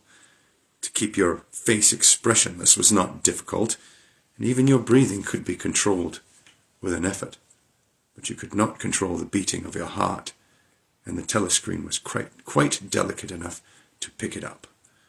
He let what he judged to be 10 minutes go by, tormented all the while by the fear that some accident, a sudden draught blowing across his desk, for instance, would betray him. Then, without uncovering it again, he dropped the photograph into the memory hole, along with some other waste papers. Within another minute, perhaps, it would have crumbled into ashes. That was 10, 11 years ago. Today, probably, he would have kept that photograph. It was curious that the fact of having held it in his fingers seemed to him to make a difference even now, when the photograph itself, as well as the event it recorded, was only memory. Was the party's hold upon the past less strong, he wondered, because a piece of evidence which existed no longer had once existed? But today, supposing that it could be somehow resurrected from its ashes, the photograph might not even be evidence. Already at the time when he made his discovery, Oceania was no longer at war with Eurasia, and it must have been to the agents of East Asia that the 3 dead men had betrayed their country. Since then there had been other changes, 2, 3, he could not remember how many. Very likely the confessions had been rewritten and rewritten until the original facts and dates no longer had the smallest significance. The past not only changed, but changed continuously. What most afflicted him was the sense of nightmare that he had never clearly understood why the huge imposture was undertaken. The immediate advantages of falsifying the past were obvious, but the ultimate motive was mysterious. He took up his pen again and wrote, "I understand how. I do not understand why." He wondered, as he had many times wondered before, whether he himself was a lunatic. Perhaps a lunatic was simply a minority of one. At one time it had been a sign of madness to believe that the earth goes round the sun. Today, to believe that the past is unalterable, he might be alone in holding that belief. Alone. And if alone, then a lunatic. But the thought of being a lunatic did not greatly trouble him. The horror was that he might also be wrong. He picked up the children's history book and looked at the portrait of Big Brother which formed its frontispiece. The hypnotic eyes gazed into his own. It was as though some huge force were pressing down upon you. It was something that penetrated inside your skull, battering against your brain, frightening you out of your beliefs, persuading you almost to deny the evidence of your senses. In the end, the party would announce that 2 and 2 made 5, and you would have to believe it. It was inevitable that they should make that claim sooner or later. The logic of their position demanded it, not merely the validity of experience, but the very existence of external reality was tacitly denied by their philosophy. The heresy of heresies was common sense, and what was terrifying was not that they would kill you for thinking otherwise, but that they might be right. For after all, how do we know that 2 and 2 make 4? Or that the force of gravity works? Or that the past is unchangeable? If both the past and the external world exist only in the mind, and if the mind itself is controllable, what then? But no, his courage seemed suddenly to stiffen of its own accord. The face of O'Brien, not called up by any obvious association, had floated into his mind. He knew with more certainty than before that O'Brien was on his side. He was writing the diary for O'Brien, to O'Brien. It was like an interminable letter which no one would ever read, but was addressed to a particular person and took its colour from that fact. The party told you to reject the evidence of your eyes and ears. It was their final, most essential command. His heart sank as he thought of the enormous power arrayed against him, the ease with which any party intellectual would overthrow him in debate, the subtle arguments which he would not be able to understand, much less answer. And yet he was in the right. They were wrong, and he was right. The obvious, the silly, the true had got to be defended. Truisms are true. Hold on to that. The solid world exists. Its laws do not change. Stones are hard. Water is wet. Objects unsupportedly fall towards the earth's center. With the feeling that he was speaking to O'Brien, and also that he was setting forth an important axiom, he wrote,